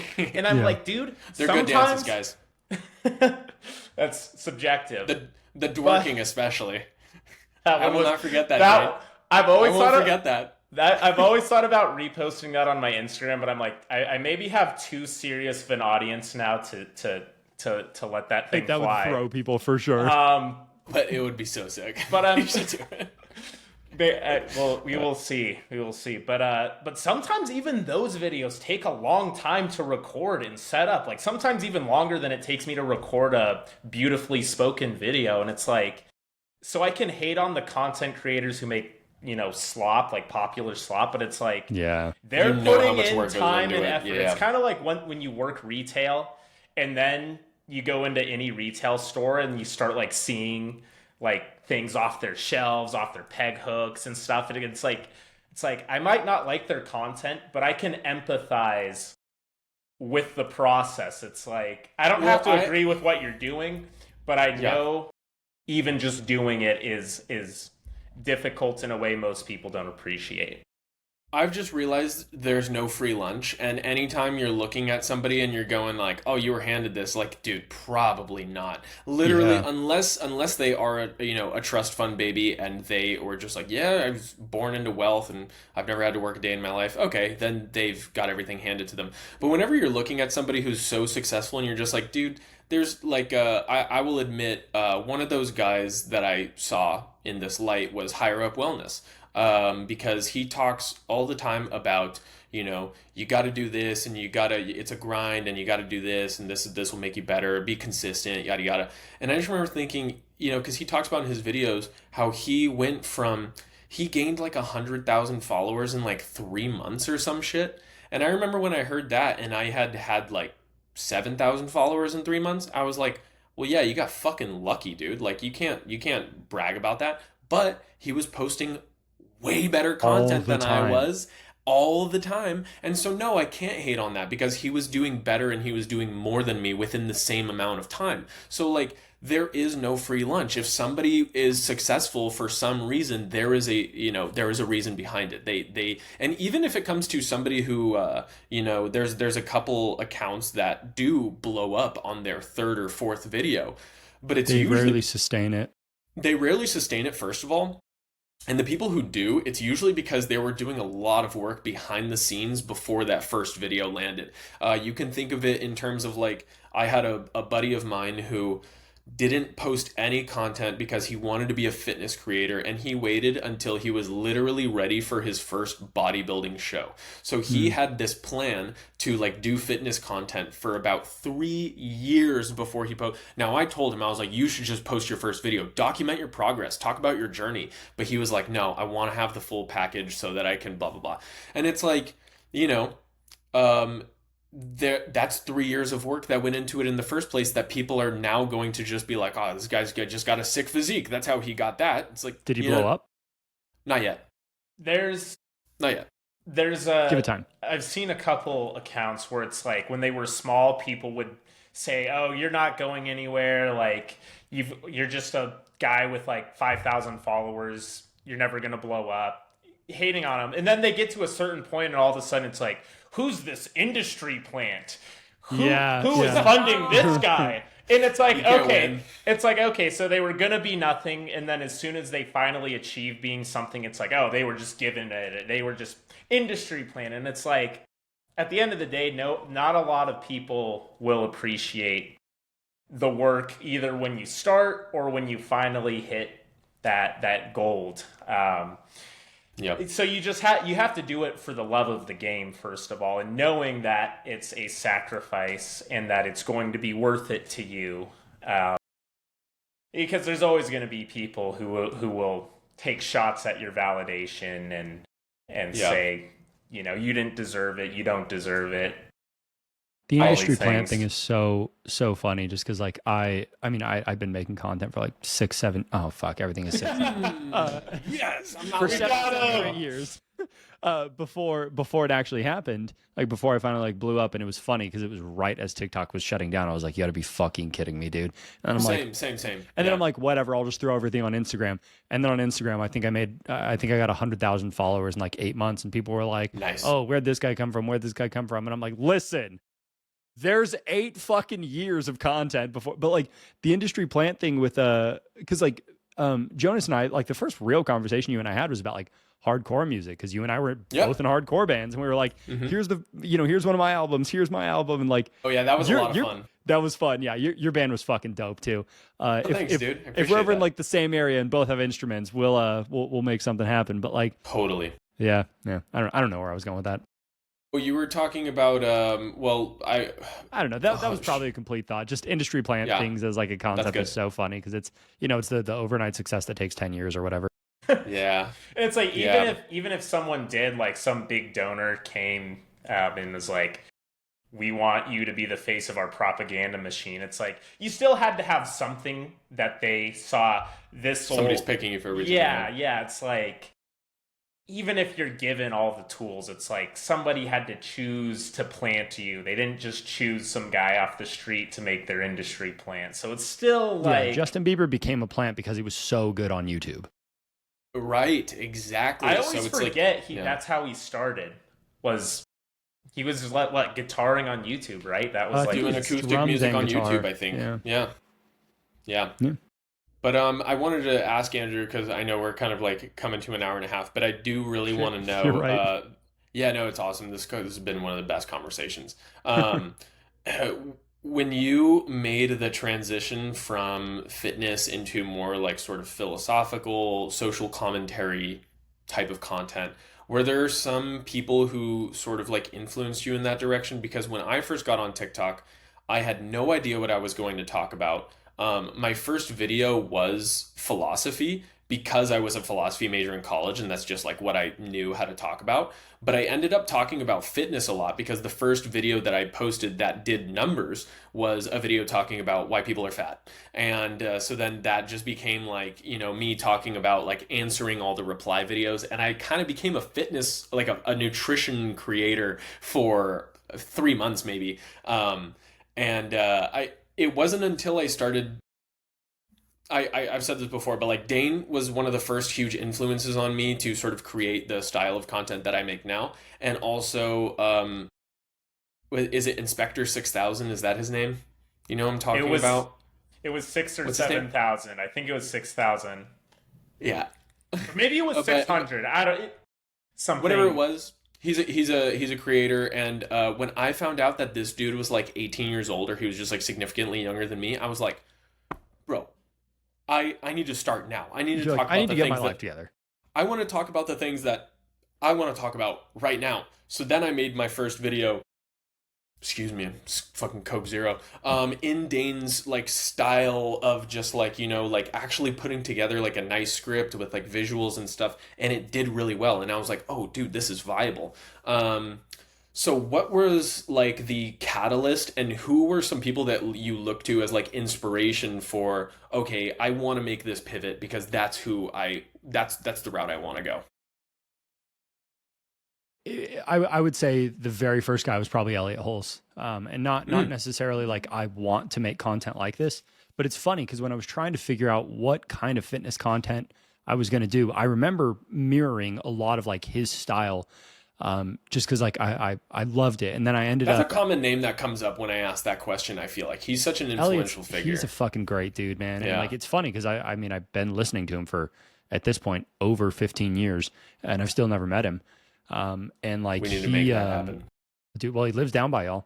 But like I ended up getting coached by his coach because I was so impressed by who Elliot was that I was like, well, I need to give this guy a shot. And then, started getting coached by Paul for 4 or 5 years. And I learned so much, and I made so much money because of what I learned from Paul.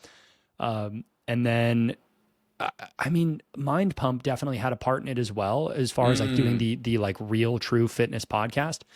And then I just remember hitting this wall, and I was talking to you about this a couple of days ago, Jonas, where you don't want to start a podcast and turn it into I'm having conversations with my friends. You want to have actual people. And I kept running into that wall where I was like, hey, come do this podcast. Oh, I'm busy. Hey, come do this podcast. Oh, I can't. Hey, come do this podcast. And then I was like, fuck, I don't have anybody. And I'm like, I'll just do an episode by myself. And that was probably where I did my first like real video essay.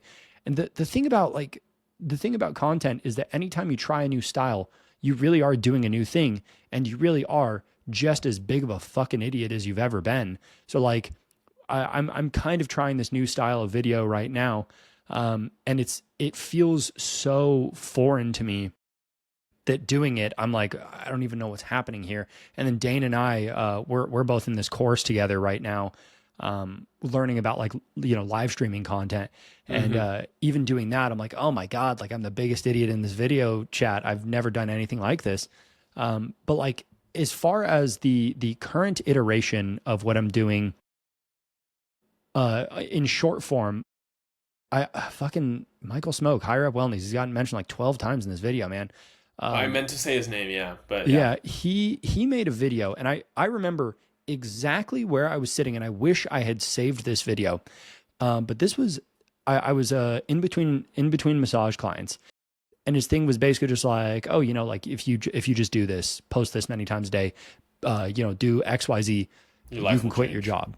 Yeah. You can quit your job. And I was like, I want to do that so fucking bad. And then 3 months went by and I quit my job. Nice. And it might not have been exactly 3 months. I could look up the timeline, but it was a very, very short period of time.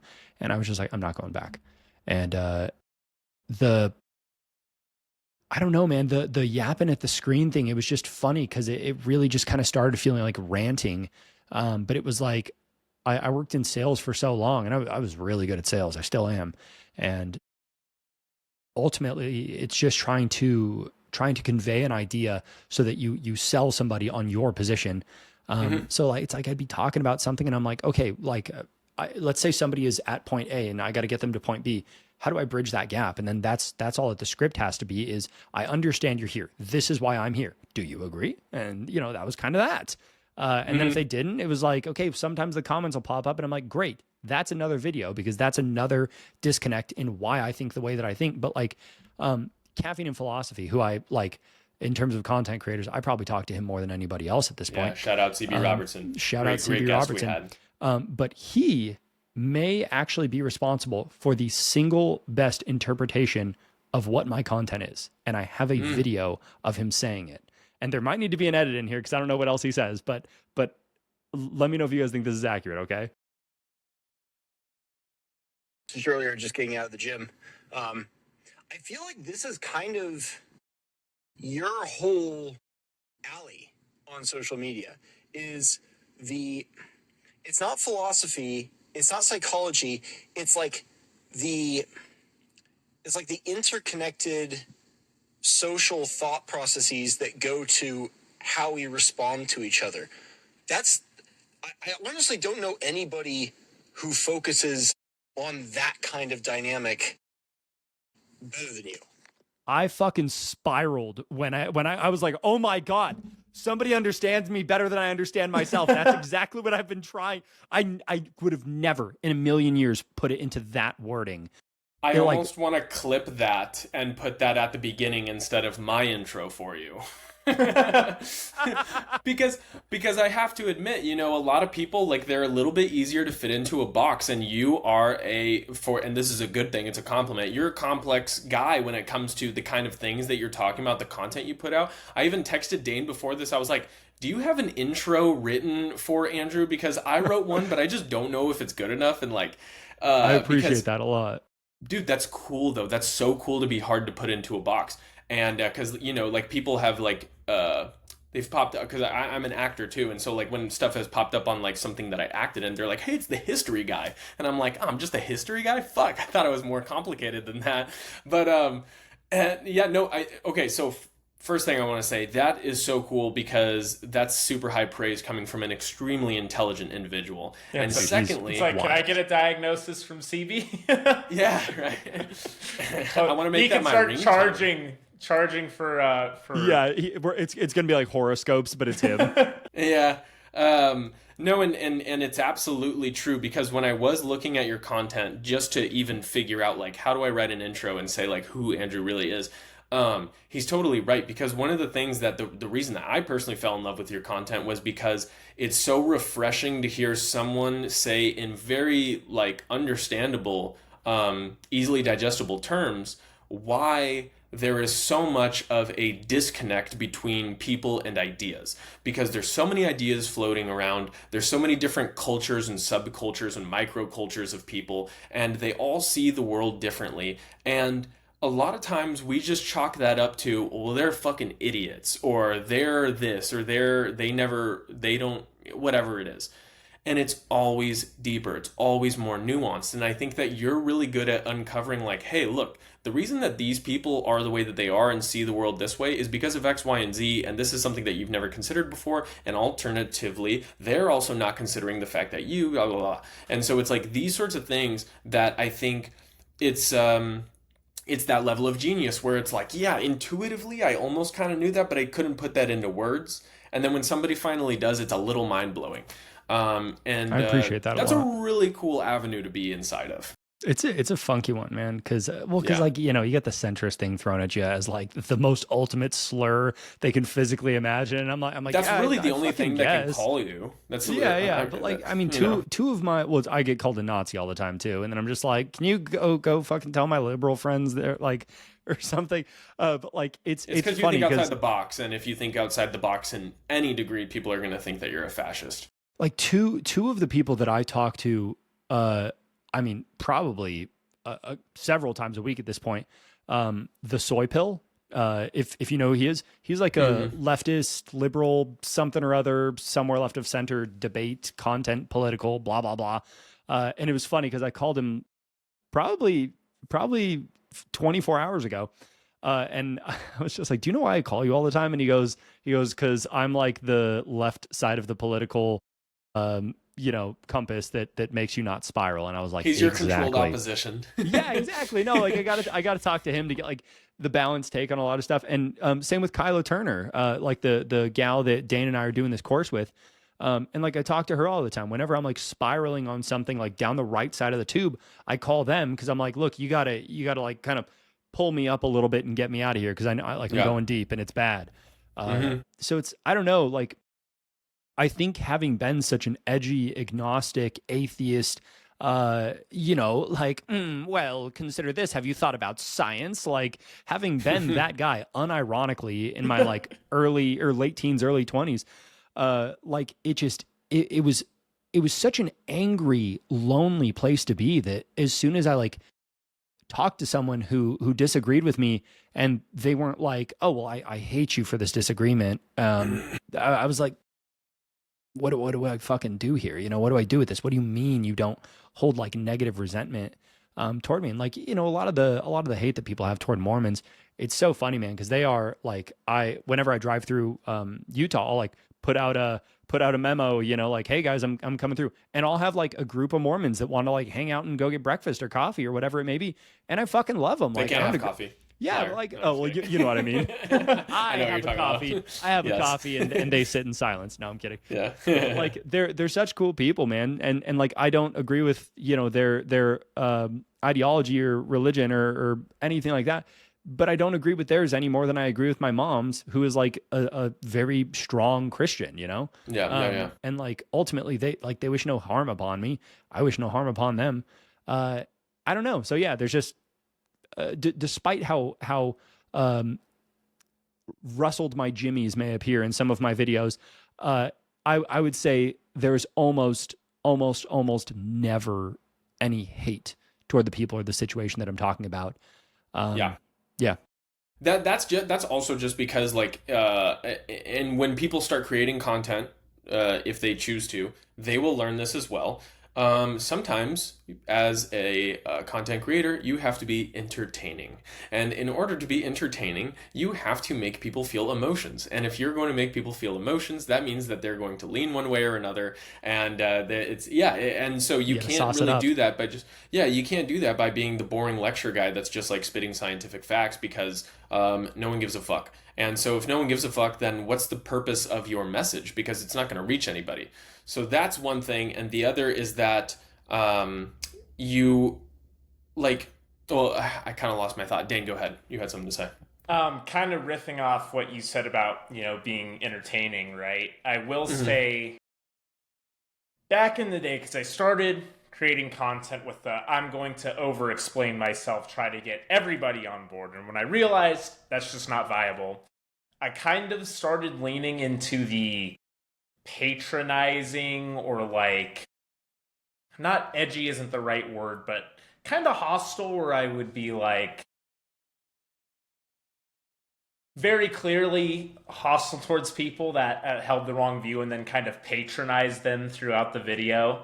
Or it's like, you're a loser who doesn't do anything with your life because, and then I would like go into the history or whatever, or like, I'd be like the dysgenics love the inverse of the hero story because they're ugly freaks, like the monster. And I'm not even saying that I necessarily was lying, and I don't think there's some truth there.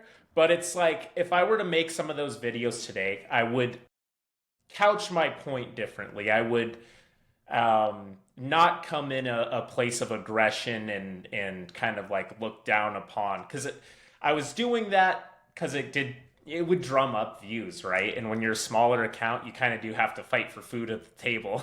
Yeah. But now I'm at the point where it's like, I think it's better to entertain in a more light manner, a more thought-provoking manner, and then get into the point. And the point is still the point. And sometimes the point is still hard for people to hear.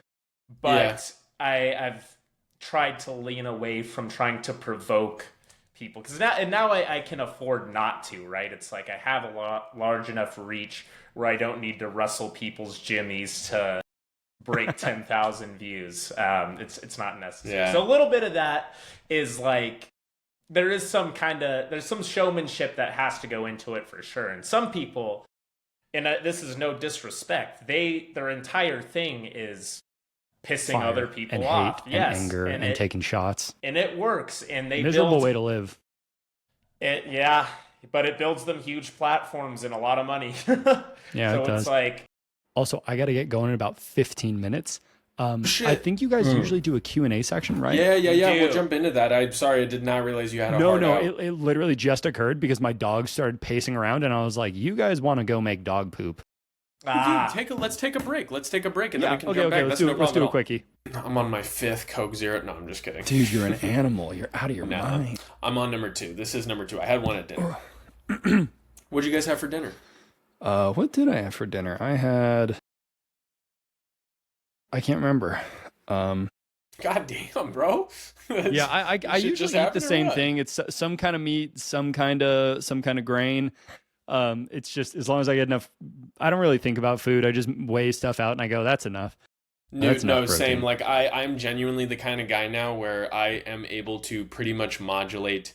Like, for example, today, the only movement that I got was I went for like an hour-long walk while I was editing a video, and then like I did some yoga. And so I just was like, I probably don't need carbs for dinner. So I just had eggs and beef. Yeah. But I had carbs before, and I'll have some yogurt before I go to bed and stuff, But I used to be like the strict eat the same thing every single day so that I know how I'll feel the next day. And that's really good. I think that works for a lot of people. And I think for brand new fitness people, that's probably the best way to do it, is eat the same thing every day. You don't have to think about it. But then you can have some fun with it. Dude, I had a video essay that I did on my Holistic Motion channel about intuitive eating, and it was pretty good. I think it might have been one of the last ones that I actually did. Do you consider yourself an intuitive eater? Because I am finally, but it took... Yes, finally. 8 years. It took 8 years. Yeah, but I am one in like the non, like, fart sniffing hippie way. I'm an intuitive eater in that I have eaten so many different styles and measured so many things out in so many different ways that I mean, if I want to gain 10 pounds, I can do that without tracking my calories. I am also like a human. My eyeballs are calorie calculators. I am so good. And I'm so sensitive to like what calories feel like what, because I've been tracking religiously for the last, previous 6 years. Yeah.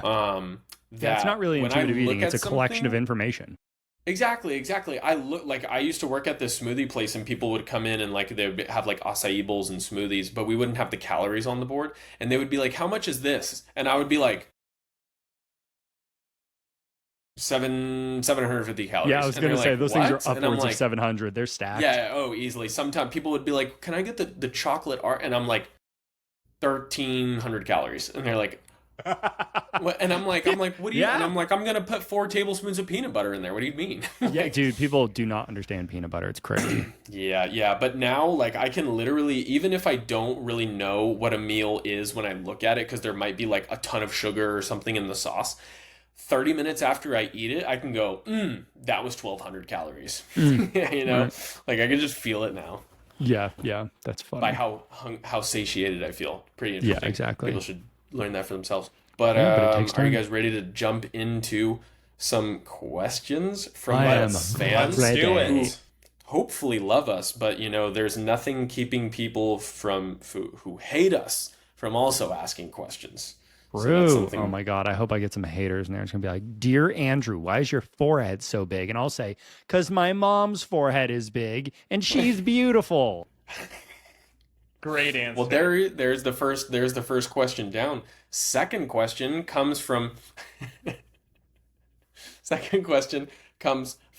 CB Robertson, Caffeine and Philosophy. The man himself. Why? This is a question for Dane and I, actually, not you, Andrew. He says, "Why is Andrew so cool?" What do you think, Dane? Why is Andrew so cool? Well, we didn't bring him on because he was cool. Real quick. Now, hold on. Let me shut the camera off. Oh, no, I can't. It's, I mean, kind of what I said earlier when I came across Andrew's content. In that niche, the description CB himself gave, that I might not have put in those words when I came across you, Andrew. It's like, you're very well spoken, and you're very level-headed, and you're very well researched in what you're talking about, and you connect it in interesting ways. And for me, that was like, it's always refreshing to see that. It's not someone screaming at me in the camera or trying to get my cortisol spiked, you know. It's like someone who wants to have a dialogue and is also doing so in an actually intelligent manner. So that's like, okay. And then I really got to know you when you reached out about the penguin in that whole episode and everything. And then that's when I really got to sit and talk with you and discuss some of those topics at length. And that just reinforced that you were a cool guy in the sense that you're easygoing, you're easy to get along with, but you also have a lot to say and can provide interesting conversation. And then meeting you and finding out you were a highly accomplished fitness coach who coached high-level clients and made a lot of money in the fitness industry. It's like, wow, this guy also had this whole other career I didn't even know about, and he's also tall and jacked. It was just like, never get handsome. Yeah, and of course he's a handsome man. No, stop. Very funny too, like the whole Pauly thing. I mean, that is my fucking legacy, dude. It's like, crazy. I only saw some of the aftermath because I don't think I got super familiar with you when that happened live. But just watching on it, it's like, man, you're entertaining too. So yeah, kind of just a full all-around package. I appreciate it. Dude, the funniest thing about you and I meeting is that like that almost didn't happen. That was literally out of like a near like sleep deprived delirium as I was like driving 28 hours across the country.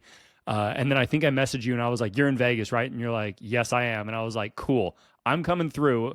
I'm not going far off of this highway because I have many hours to drive." And you're like, "I'm right off of it." I'm like, "Fuck yes." Yeah, it was just convenient. Not to try and make you feel bad or anything, but Dane did cancel a podcast with us to meet you. Wasn't it with Womp Tomp though?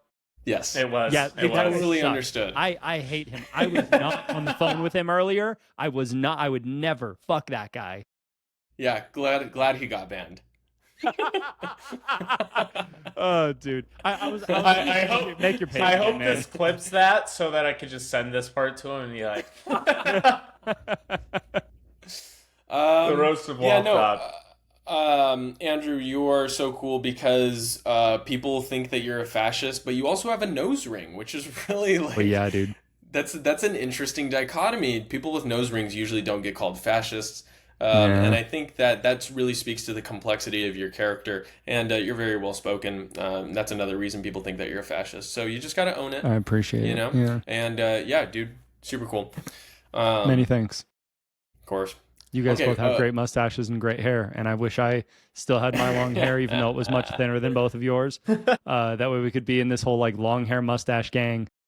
That's just because you're blonde, and this is another genetic determinism thing. Sorry, if you're blonde, you have thinner hair, and it's fucking that's the way crazy. It is.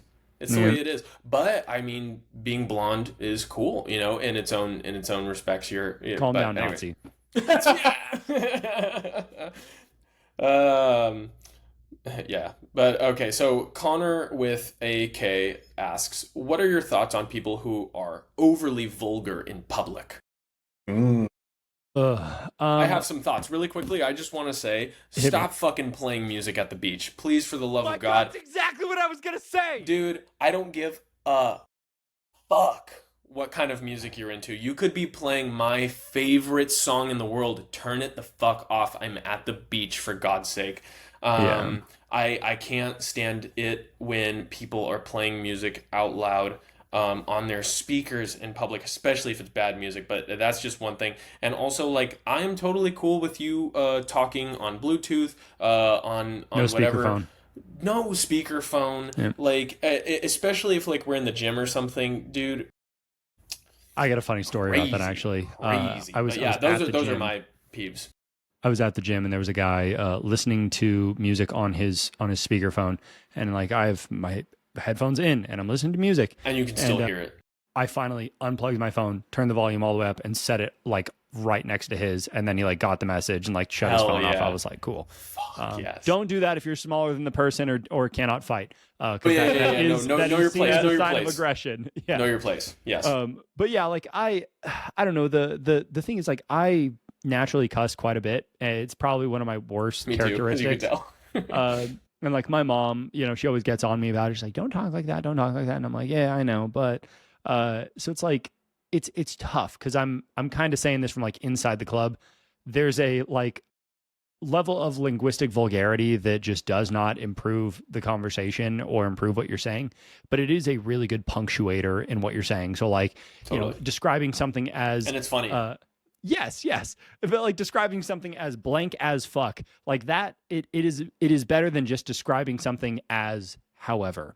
Or like, you know, oh, this was like so fucking crazy versus this was crazy. So it's, again, curse words are like, they're a good punctuator.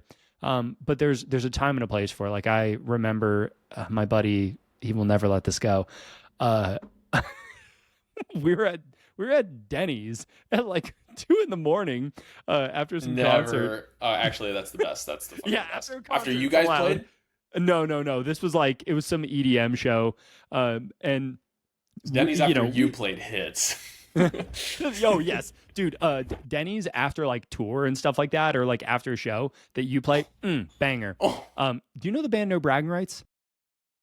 Oh no, you might like them. They're from the Inland Empire. They're from your area. But like we got really tight with them. What was that? So they're a band that like you toured with and played with. Yeah, we didn't tour with them, but we played so many shows with them. Mike from NPR was on our last album, and A Sight for Sore Eyes, if you guys want to check out my old band. I think it's tagged at the bottom of my link tree. But anyway, where was I going with this? We were at this Denny's, and like, you know, I was hooting and hollering, and like, but it was a mostly empty Denny's, and my buddy was like, dude, you like say some obscene shit. And I was like, you know, that was not my best moment in public. So saying this from the inside of the club, there is certainly a way that it is comfortable to talk about friends, that provided the volume is low enough, it's probably acceptable. But God, man, I was hiking the Manitou Incline. Manitou Incline, 2 hours south of Denver, and with my buddy who had just flown in from England. Literally got off the plane, and we went and hiked this bitch. Wow, and somebody is hiking. It was unreal, dude. From sea level to like 12,000 feet, I think. And this guy is hiking with like a boombox on his shoulder up this thing, and my buddy just stops and looks at me, and I was just like, what the fuck? Like, it's ridiculous, man. The music that you're going to listen to on speaker audacity, is dude, never going to insane. improve the sound of nature. So, not quite the question, but kind of wrapped in there. No, Fair. totally, yeah. You have any thoughts, Dane? I mean, you guys covered pretty good ground with all of that. I guess the only thing I would say is, and I had that whole video about speaking purposefully and not using slang too much, like the crack a fine shit, to say that you slept with somebody. Your video made me stop with the fine shite stuff. Dude, is that how you pronounce it? Is shite? I don't shite. Yeah, fine. There I shite. go with saying. But see, it's even funnier if you say shit. Crack a fine shit. That's how I thought it was pronounced, right? I mean, but so hello, you fine shit. Oh yeah, because people will say greetings fine shit, but it's like they're doing it as a joke. Okay. Well, so you saw the meme of the meme. Okay. Yeah. Fair. Yeah. Second gen memes. I guess the point there is I believe language is very powerful and purposeful, and I notice that if I speak more vulgarly, I'm not communicating. It's way easier, right? So I'm not communicating to the full degree, but sometimes it's less authoritative too. Amongst friends, it's also like sometimes you got to drop the pretense, and it helps build familiarity too. So I think there's like a time and a place. I mean, I will just say in public, I generally believe in decorum and how you carry yourself and the things you say and your overall presentation. But I also like to test the bounds a little bit in terms of the way I dress and some of the things I say. You can look at my Twitter for proof of that. I think it's also important that you test society's bounds in a way that kind of breaks people out of like the whole school marmy stick in the mud type. It kind of keeps things moving forward and challenges assumptions. So I think there's a place for that. But almost with vulgarity, it's like, especially with millennials. Sorry, I've been on an anti-millennial rampage lately too. I do it sometimes too.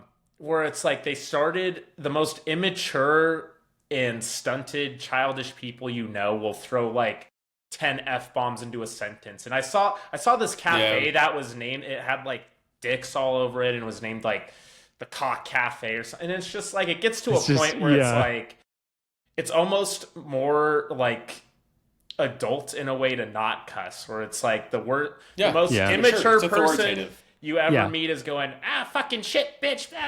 And it's like big kid words turned out to not be big kid words. Yeah. And then now it's like, now it's almost the reverse, where it's like when you're a kid, they're like adult naughty words. And now it's like, if you have to throw in expletives to make a point all the time, you probably aren't a mature person. Is Chiba Hut the one that's all like stoner based and everything? Yes. I lived across the street from a from a Chiba Hut. From a stoner hut. I am wildly anti-stoner culture. I just think it is like the most grimy, corny shit on the planet. But they're really good at finding new ways to get high. But I will say Chiba Hut had some good food and also a really good cocktail. It was like an upside down Red Bull thing. It's been a few years since I drank at Chiba Hut, but I'm not a stoner. Listen, that's the first shirt idea for your guys. It's been a few years since I've drank at Chiba Hut. What a fucking line. Yeah. It's stoner culture has never been my thing, but they could make a good sandwich and they could make a good drink. And I have crushed some drinks at Chiba Hut. That is one of the funniest things I've ever heard. Despite the kind of cringy stoner, oh, this is a fat doobie, dude. Oh, this is the blunt size. It's like, okay. Wait, Jonas, do you have the eyebrow tick as well? So I'm glad you've mentioned this, because I talked about this with somebody today. So I have had a facial and just motor tics in general since I was 4 or 5 years old. Don't know if it was a vaccine injury or some shit. I've had it my entire life. And they manifest as different things in different eras of my life. So I used to go like that a lot. Lately it's been the eyebrows and the nose. Many different things. It's not Tourette's. I've gotten tested for Tourette's. When I was 7 years old, I got tested for ADHD, like autism, giftedness, all these things. And I tested it as like gifted ADHD with like facial motor tics. Right. And yeah, so it's luckily they've never been verbal tics. That would be super fucking annoying. But yeah, especially hosting a podcast. That would... Well, but even somehow it would like, be better. It sucks. Like, I'm 26 years old and I've been living with it my entire life, and I still, whenever I see it on screen, I cringe, which is so unfortunate because like I should just accept it at this point. But yeah, I do. I have tics. Yeah, I have them too, and I've just always described it as it's some kind of Tourette's-like OCD thing where I just have a lot of them are like facial tics where like you'll see me doing this a lot. That's because for whatever reason it alleviates the need to do this. I gotta try that. Okay, shit. Yeah, like that's another one that I do is like always that, and it's just me opening my eyes really wide. And I have a bunch of vocal ones that I do. In fact, I have a bunch of that little that's me alleviating the need that I actually have, which is to go I can't. Bro. No idea. Okay, wait, why. no, I had that when I was a kid. Had that when I was a kid, actually. And my mom, I fucking love that we're talking about this. My mom took me to the doctor when I was like 6 years old because she thought something was wrong with me because I was doing that all the time. I was like, like making these noises. And it was just like a nervous tic. So she takes me to the doctor and she's like, show him what you do. You know, she's like Brazilian. She's like, show him what you do. And, and I'm just sitting there just like, trying not to tic, just like trying not to do any weird facial tics and audio tics. So anyways, but it continued not to be like an issue, but they used to be fucking bad. Like when I was 7 years old one time, I had this one tic where I used to go like this, you know, where I would just like rub my chin on my shirt. And it was one of those things where it's like the more you resisted trying to do it, the worse you wanted to do it. And it would get to the point where I would be having conversations with like my teachers or whatever. I'd be in friend groups and I can't focus on the conversation whatsoever because I'm trying so hard not to tic. So that being said, when I'm doing a podcast or something where I gotta be locked in, I just let them fly. I try not to suppress them because if I try to suppress them, I'm not going to pay attention. So. Yeah, exactly. No, dude. Yeah, it's just something I gotta live with. Here's the wacky one, Kate. A lot of mine were when I was younger, you know, like you said, I don't ever have like any memory of not having like these various little tics and stuff. Yeah. But this is not a like super touchy, sensitive subject or anything like that. So not for me either. Fair warning. Well, no, I'm about to drop like a fucking bomb. Okay. And this isn't new information. I've talked about this before. But like they got really bad after I got molested when I was a kid. And like, I'm talking, they fucking upregulated like you would not believe, dude. And it was just all the fucking time, just, and like, I couldn't fucking stop. And I did psychedelic therapy when I was, so, you know, I was like, my whole thing is like, oh, I've never done drugs. I have done psychedelic therapy. And when I did that in the session, I remember the guide saying, why are you doing that? And I said, what? And he goes, you don't hear that? And I was like, no. And he goes, it's one of the funniest memories that I have because the only other person who had pointed it out was like 3 years later. I have my girlfriend at the time and she's like leaning on my shoulder. We're watching a show and she sits up and goes, how come you do that? And I said, do what? And she goes, the exact same way. Yeah, it was so funny to me. And you know, God bless her, dude. What a sweet gal. I was like, oh, I'm sorry. I can't stop. And she goes, no, I love it. And it was like such an endearing little moment.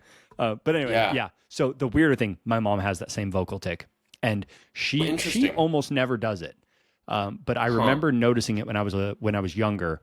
And then once I like recognized mine when I was much older. So I do think it is hereditary because my dad had tics too, and they were so much weird. more subtle. They were much more subtle. My dad, he mostly, it almost sounded like he was trying to clear his throat. It was like a, you know? I do that too, alongside the... And yeah, some people do clear their throats. Like I know that is like a thing, but like not that much, you know?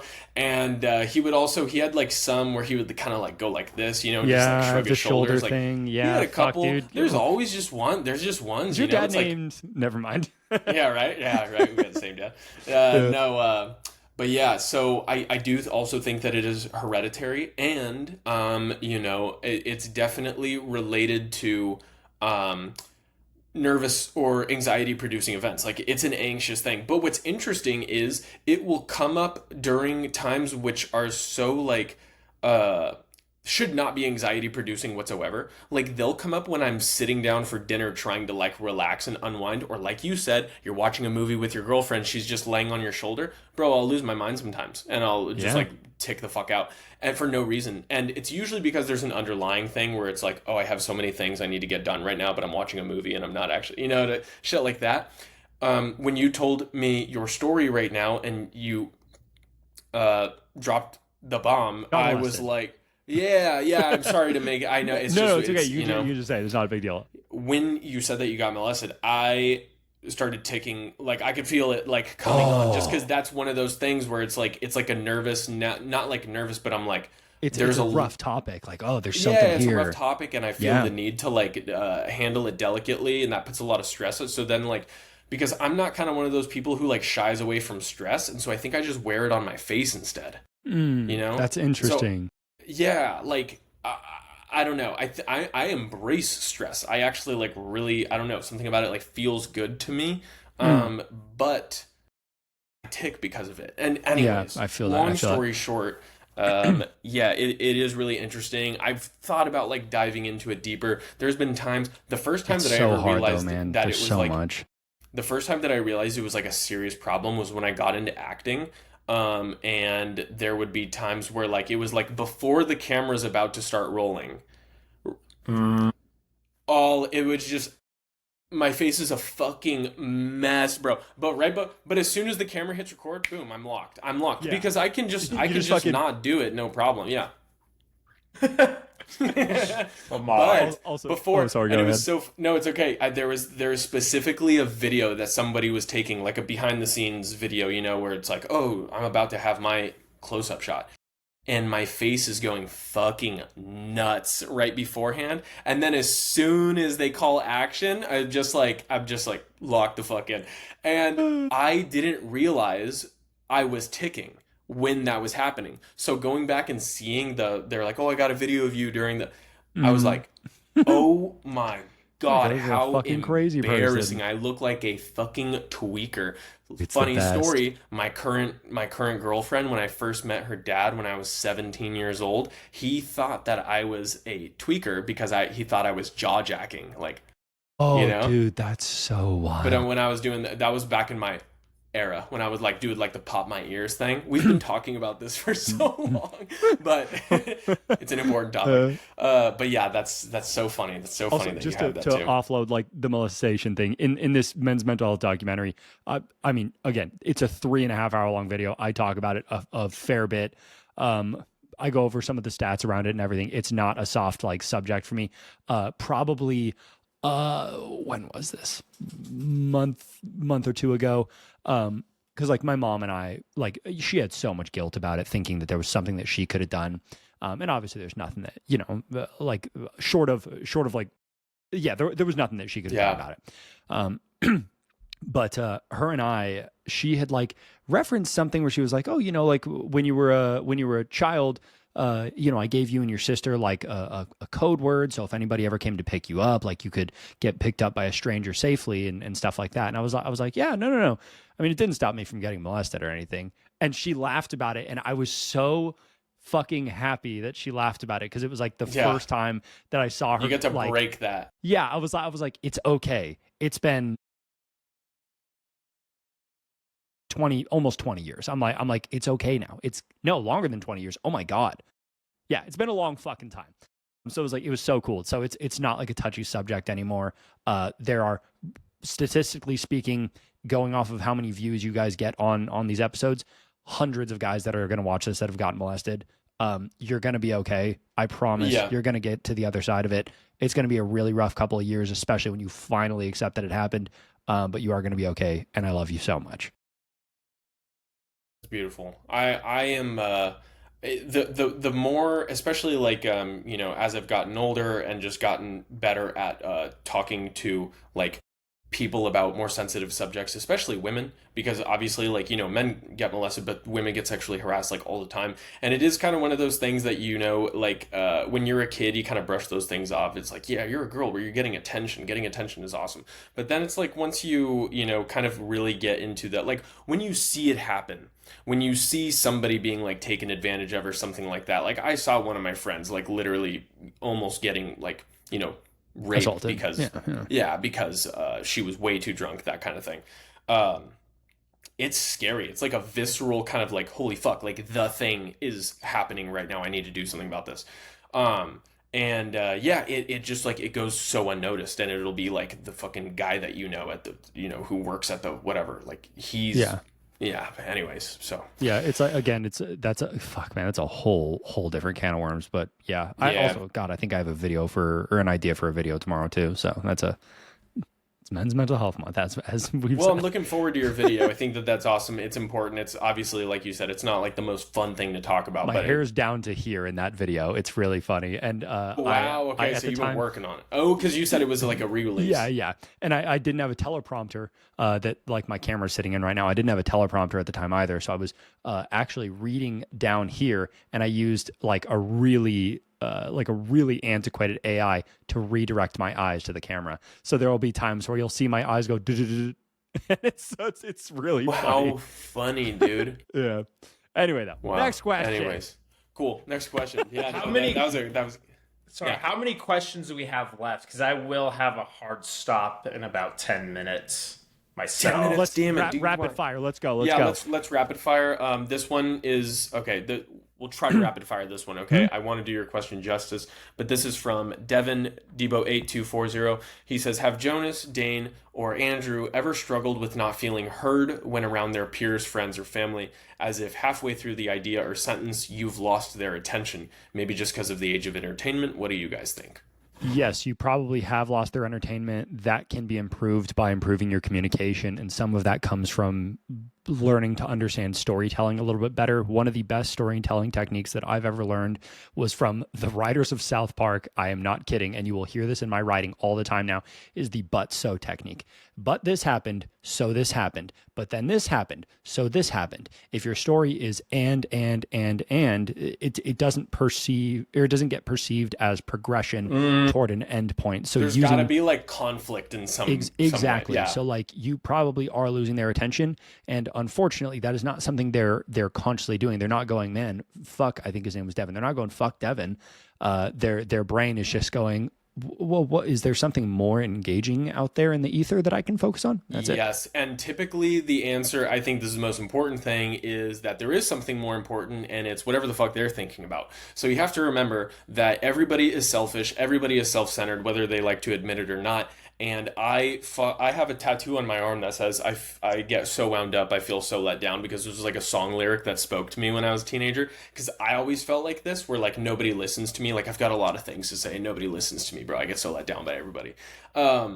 And it is because you think you're more important than you are, and you're not. And so like that, and that's not to say that what you have to say is not like genuinely important, but sometimes you're just speaking to the wrong crowd. And like, you know, there will be times where I think I have something really important, but like if I go to my girlfriend or my brother or my mom and they have something else that is also important that's on their mind, they're not going to listen to you, and they're going to brush you off because they also have something important. You just have to remember it's not personal. They're not trying to hurt you, but they don't have, like Andrew said, anything against you. It's not fuck Devin. It's just, yay. The most important thing is the most important thing. Yes, always. And you can make your story the most important thing, like you said, through the techniques, but also just don't take it personally. Very, very good stuff from both of them. I will just tack on really quickly. You have to make it relevant to your audience, too. You have to make it valuable to them. And that's why I don't do dream content anymore, almost ever. Because I used to do content where I would explain my dream, and it's like, nobody fucking cares. And you can't make the things that are significant. You can repackage that. Well, cool. You can, but you have to. It's an art. It's an art. You can't just say, and then this person came and it was in this place, because they don't know that person and they don't know that place. The things that are significant in your subconscious are not significant in other people's conscious. So Yeah. you have to figure out how to package things to make it relevant and entertaining, valuable, whatever the case may be. All right, Nice. 5 minutes. Next question. Okay, Deft Muser, which parts of your identity feel chosen, which feel inherited, which given or forced? Why?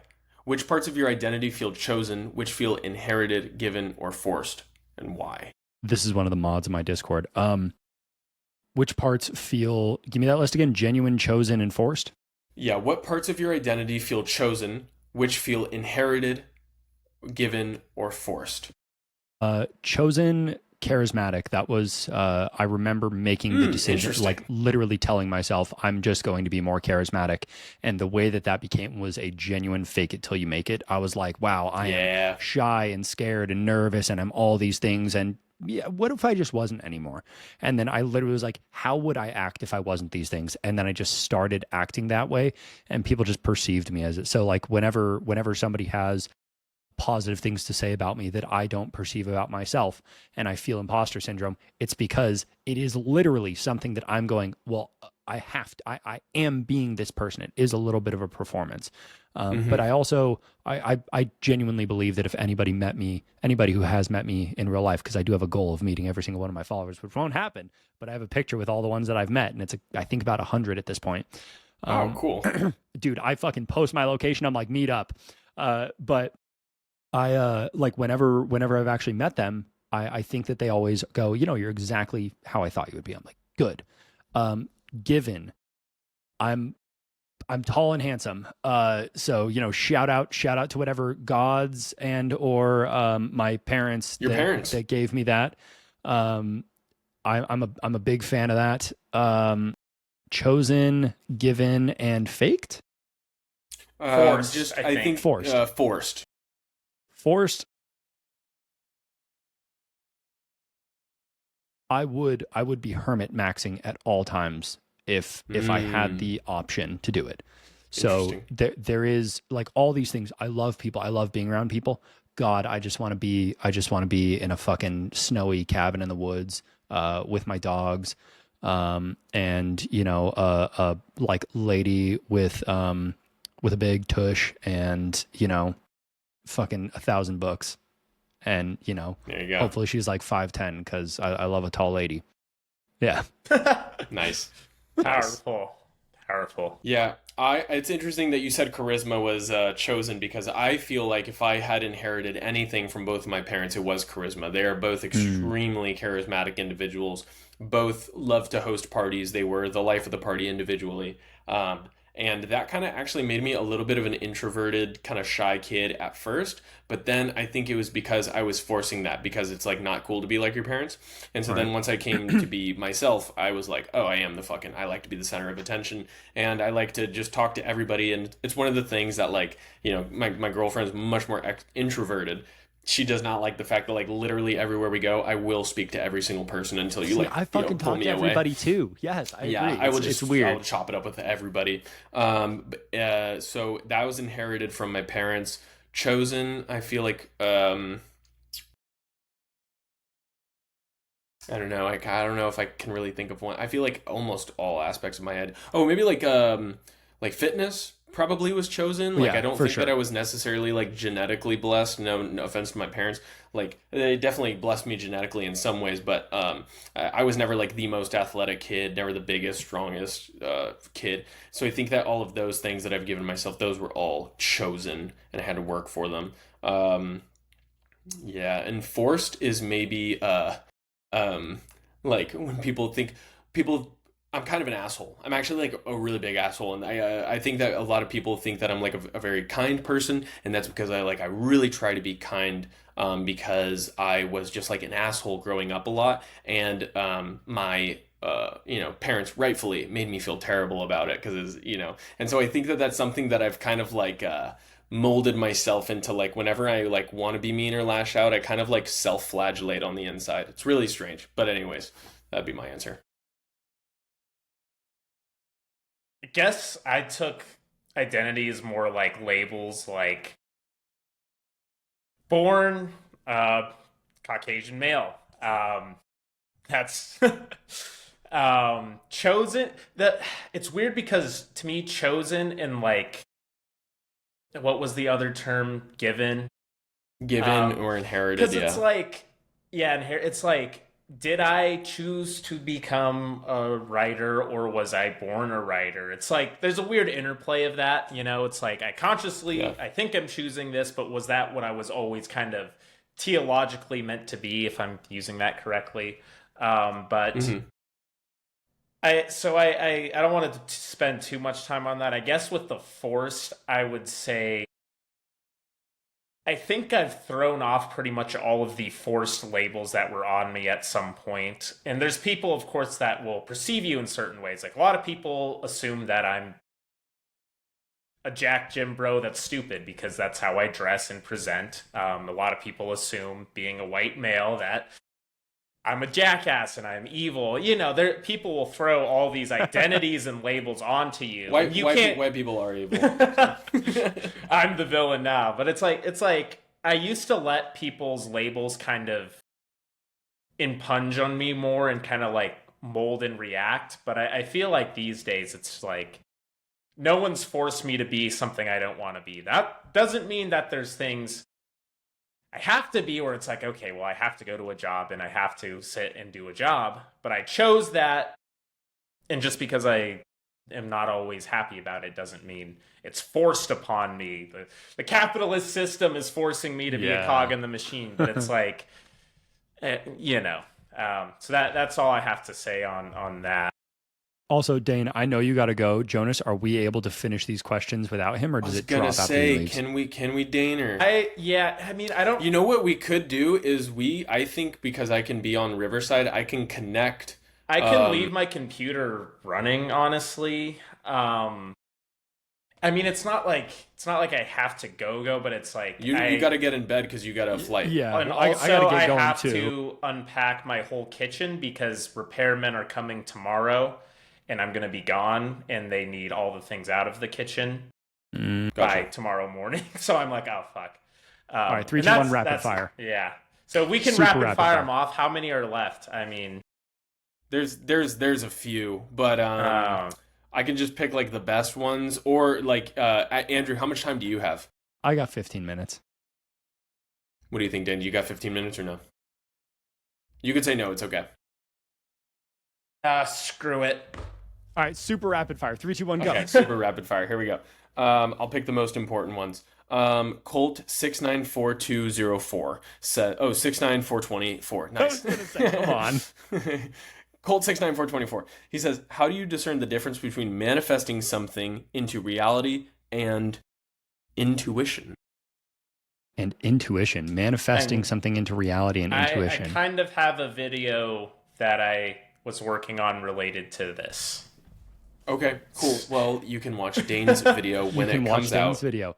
There you go. Manifesting versus intuition. I don't know if I fully understand the question. I don't think that there's when I think of manifesting versus, usually the other thing is just like, did I manifest or was it something you were naturally guided toward because you were intuiting that you want to? Yeah. Exactly. I don't know. I mean, Malcolm Gladwell's got this book called Outliers, where a lot of it is just that, like, you're in the right place at the right time. Like Steve Jobs and Bill Gates, like their entire career in the tech space was so heavily predicated on being at the right place at the right time. Like none of us could have the tech career that they had because we were born at the wrong place at the right time with the wrong parents at the wrong school with not enough money. And it doesn't. And no amount of manifestation is going to change that. There is nothing at all that could change that. So it's like, as far as manifesting goes, in the more like, gal sort of sense, you're not really manifesting anything. There's a book called The Compound Effect that has the equation for luck, and it is preparedness meeting opportunity. So it doesn't matter how prepared or how good of an opportunity is if you're not prepared, and it doesn't matter how prepared you are if the opportunity never presents itself. I will say that I believe in manifestation to the degree that what you focus on becomes what you see in the world. So like if you are expecting it, like for example, there's a couple times where I feel like I've manifested things into existence because maybe I've like been meditating and thinking about these things a lot, or maybe I put myself in a certain energy, like if you operate, I think if you operate with the mindset that like, this is going to happen and it's going to feel fucking awesome. And when I get there, it's like, I just think that you're more in a space to accept that thing when it comes to you. It's not going to feel like as much of a shock. It's not going to feel, or even if something doesn't go your way, like you're not going to write it off as, oh, I didn't manifest this hard enough. It's just like, because one of the like key principles in, for example, like reality transurfing by Vadim Zeland, he's like one of the biggest proponents of this idea, is that if you are operating in a certain frequency, then you are drawn to things who have a similar frequency. But you don't for example, you don't manifest and say like, I am going to make $1,000 today. I am going to do it in 24 hours. Because you don't put a time on it. You don't put a number on it. What you do is you hold the vision of like that thing. You hold the vision of the wish fulfilled. And that brings about a certain emotion in you. That brings about a certain energy. You carry that with you throughout your day because you have practiced it. And now you're carrying around this energy like you just made $1 million. That's going to put you into positions where you are more likely to put yourself into a position where you're going to make $1 million. Does that make sense? And opportunity. There you go. Yep. Long way around. I will say, and I am making a video on this, so I won't say much.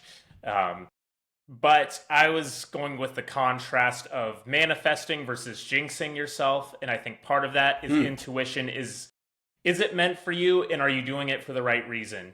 If you're manifesting, I'm going to go get laid by a bunch of hookers tonight. That's not something good to manifest. That's not something that should be in your nature. And you can manifest that. And it is karmic retribution when instead you get kicked out of the bar and have a huge hangover the next day, and everyone thinks you suck.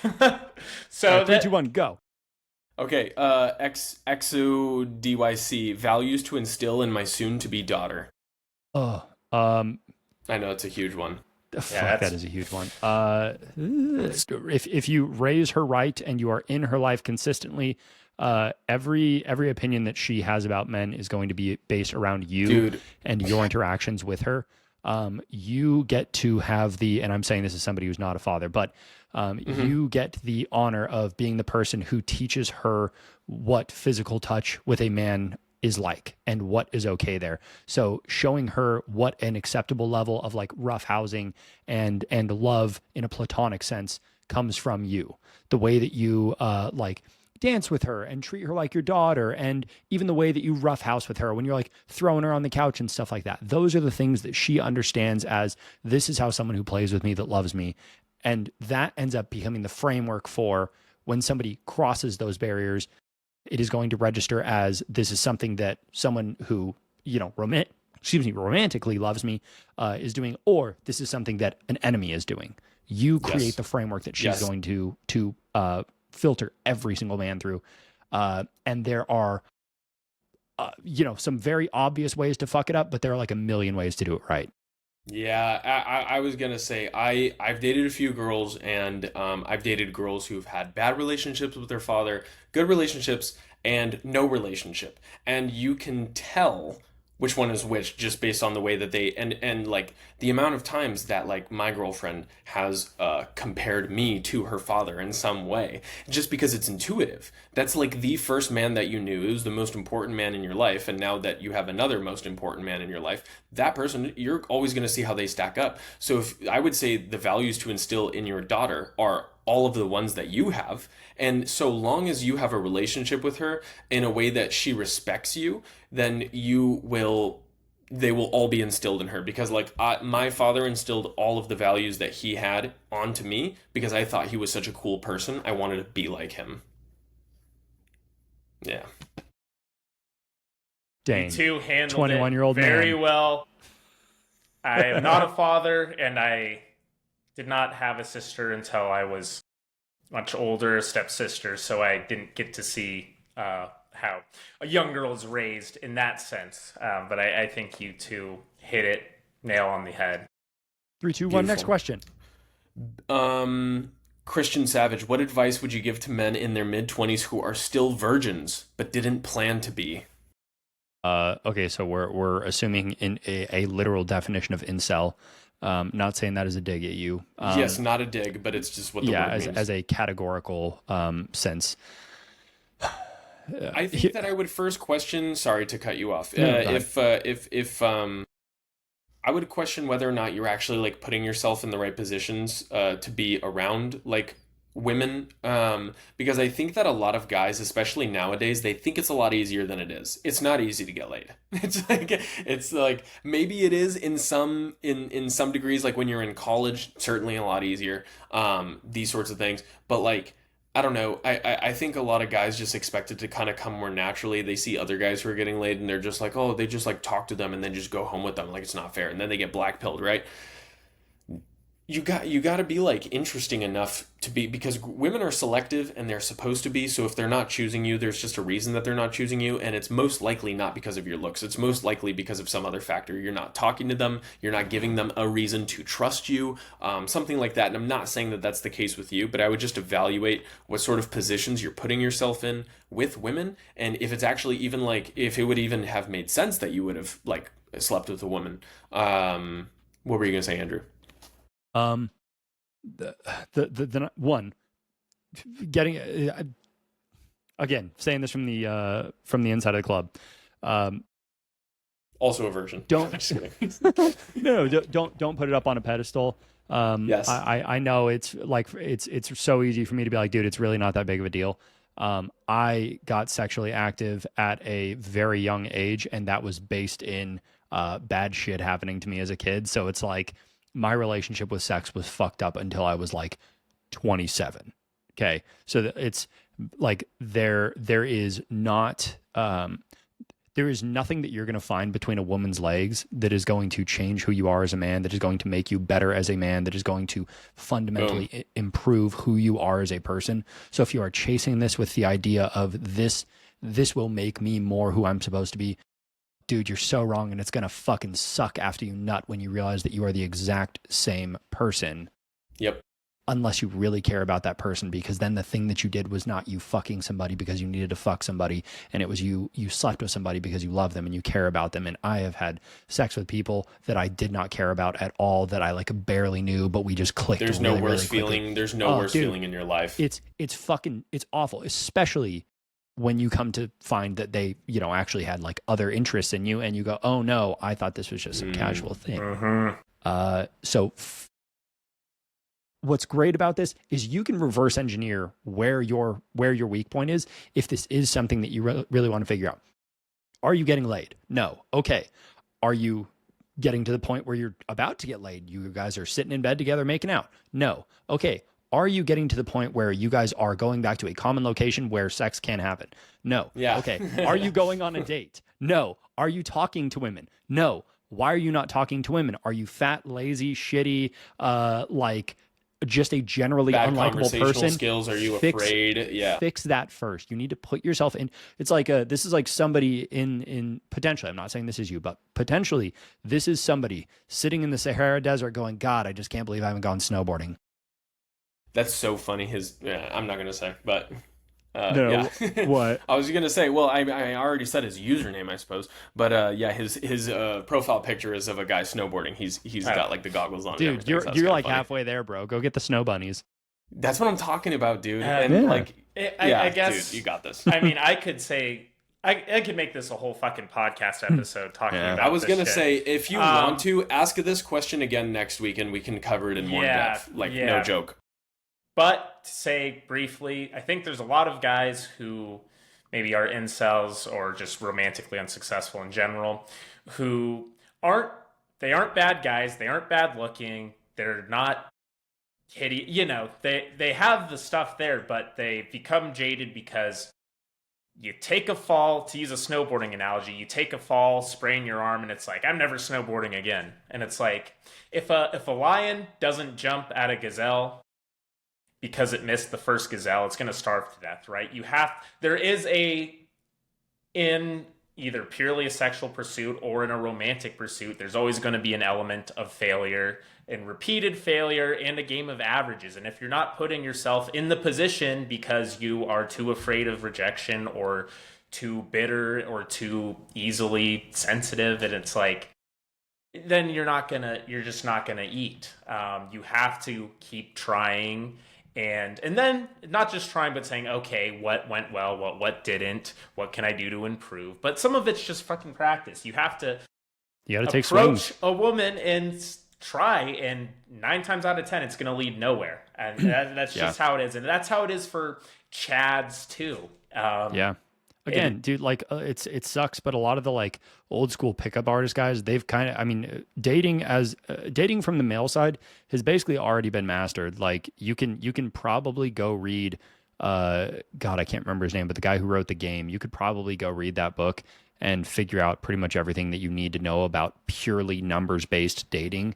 And again, you will come to find that there really isn't much on the other side of it. Aside from, cool, I did the thing. Yeah. Do we have time for one more question? I'm getting a call from my repairman, so I don't. The next question that we had, anyways, was it's a hefty one. So that we probably pick call the phone it up, Dane.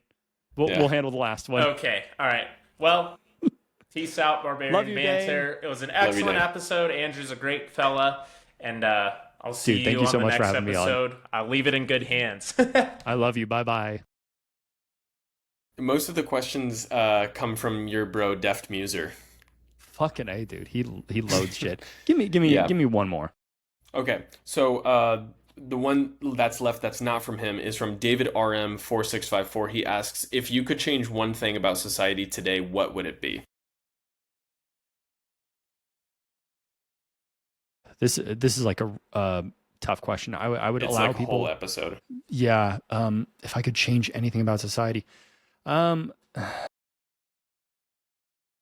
Culturally and societally enforced monogamy is probably a good thing, not in the sense of physical enforcement, but in the sense of the things that we praise and reward. Everything that you see in society is the nature of, is the result of the things that we have socially approved of over years and years and years and years. Whether that be through government assistance programs, whether that be through societal approval, whether that be through social media likes, anything that you look at and say, I hate this thing, you can look at it being enforced from somewhere else. So I would probably say, and again, I'm saying this as an agnostic, which is so confusing for a lot of people, really, really unhinged casual sex has probably been nothing but bad for society. I would say 80 to 90% bad. And I'm saying this as somebody who has been the recipient of that. And I would gladly nix that entire highfalutin chunk of my life because I really do believe that it would be better. And unfortunately, I don't think that really registered until I was probably 27 or 28. And a lot of that was from, figuring myself out mentally and realizing how much of my existence was just like, oh my God, something terrible happened to me and I haven't processed it.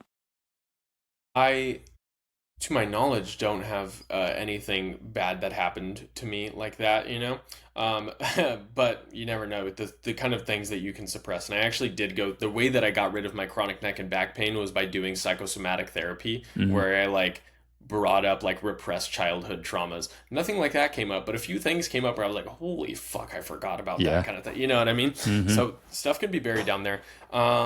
It's super interesting that you mentioned that, because I was even on a kind of a more spiritual immaterial level. I believe that when you sleep with someone, you create this soul bond with them. People use the word soul tie all the time. I don't know if it's necessarily the same thing, but I genuinely think that the reason that Jesus says that when you sleep with someone you become one flesh, it's seen as a union of marriage in the eyes of God. That's why Jesus tells the Samaritan woman, she's oh, I have no husband, and he's actually you have 5 husbands, and the man you were living with now is not even your husband. because she hasn't slept with him yet. And so it's like sex is the thing that merges you in the eyes of God. And that's why people are like, oh, why? It's no sex before marriage because sex is sinful. It's like, no, it's because it's very meaningful. It's because sex is beautiful and it's intimate and it's the greatest thing you could possibly do if you do it with somebody that you actually love and want to give your soul to. If you do not want to give your soul to somebody, you should not sleep with them. And I also realized this too late, obviously, and I wish I could take a lot of those back because I think that they weigh on you in some way or another, and even ways that you can't interpret or understand. But I think that's a great answer. I think that could solve a lot of problems. If I could change one thing about society, I would make it a fascist dictatorship, and I would be in charge. And dude, you're gonna have all the best answers. Yes, yeah, no, exactly. No, but one thing that I've always thought would be better, and I know that this is like maybe not feasible, but like, you know how you have to show ID in order to vote? You're supposed to, right? I think you should take an IQ test also. Ooh. I think that there should be. I know that it's like, oh, this is getting into like, voting eugenics. I'm just kidding. Yeah, exactly. No, exactly. It becomes like a genetic determinism sort of thing. Sorry, dude. I don't want you voting. I don't want you making decisions for me when you have a 70 IQ. I don't want you making decisions for me when you have, like when you've just been a fucking low life loser your entire life. I don't want you making decisions for the country. Yeah. I think that if you were to be able to instill like way more barriers to entry to voting, even to the point where someone like myself was not able to vote, but if people better than me are able to vote, I'm cool with that. I am a fan of aristocracy in the sense that like in Plato's Republic, like the philosopher king sort of thing. How do you get there? How do you test these people? How do you vet them? That's another question. I'll figure that out when I'm dictator. But for the time being, his mic is hissing. Can we turn him off? Shoot. I don't think we can. All right, that's the end of the episode. That is the end of the episode. Everybody, thank you so much for watching episode 22 of Barbarian Banter. Andrew, we will have all of your links in the That was cool. What was that? Did you hear that? Yeah, that was crazy. That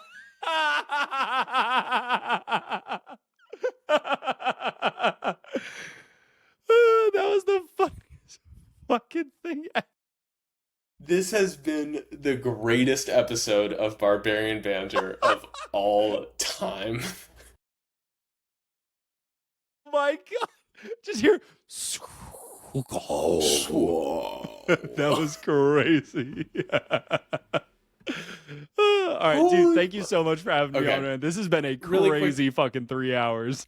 No, this has been amazing. I'm going to have all of your links in the description so that people can go follow you. They can see everything that you're doing, but just tell people really quick, like, what do you have coming up and what are you the most excited about? Where can they find you? Most excited about pretty much every single video essay that I put out. I just opened up a Patreon because so many people were hitting me up about it, and they're like, I don't want to pay for a YouTube membership. And I'm like, that's totally fine. So if you've seen my stuff before and you like it, I have a Patreon linked somewhere on my Linktree or my videos. Tell your parents you love them. Tell your best friends that you love them. Don't say love you. Always say I love you more. Beautiful. Thank you so much, Andrew, and we will catch you guys next time.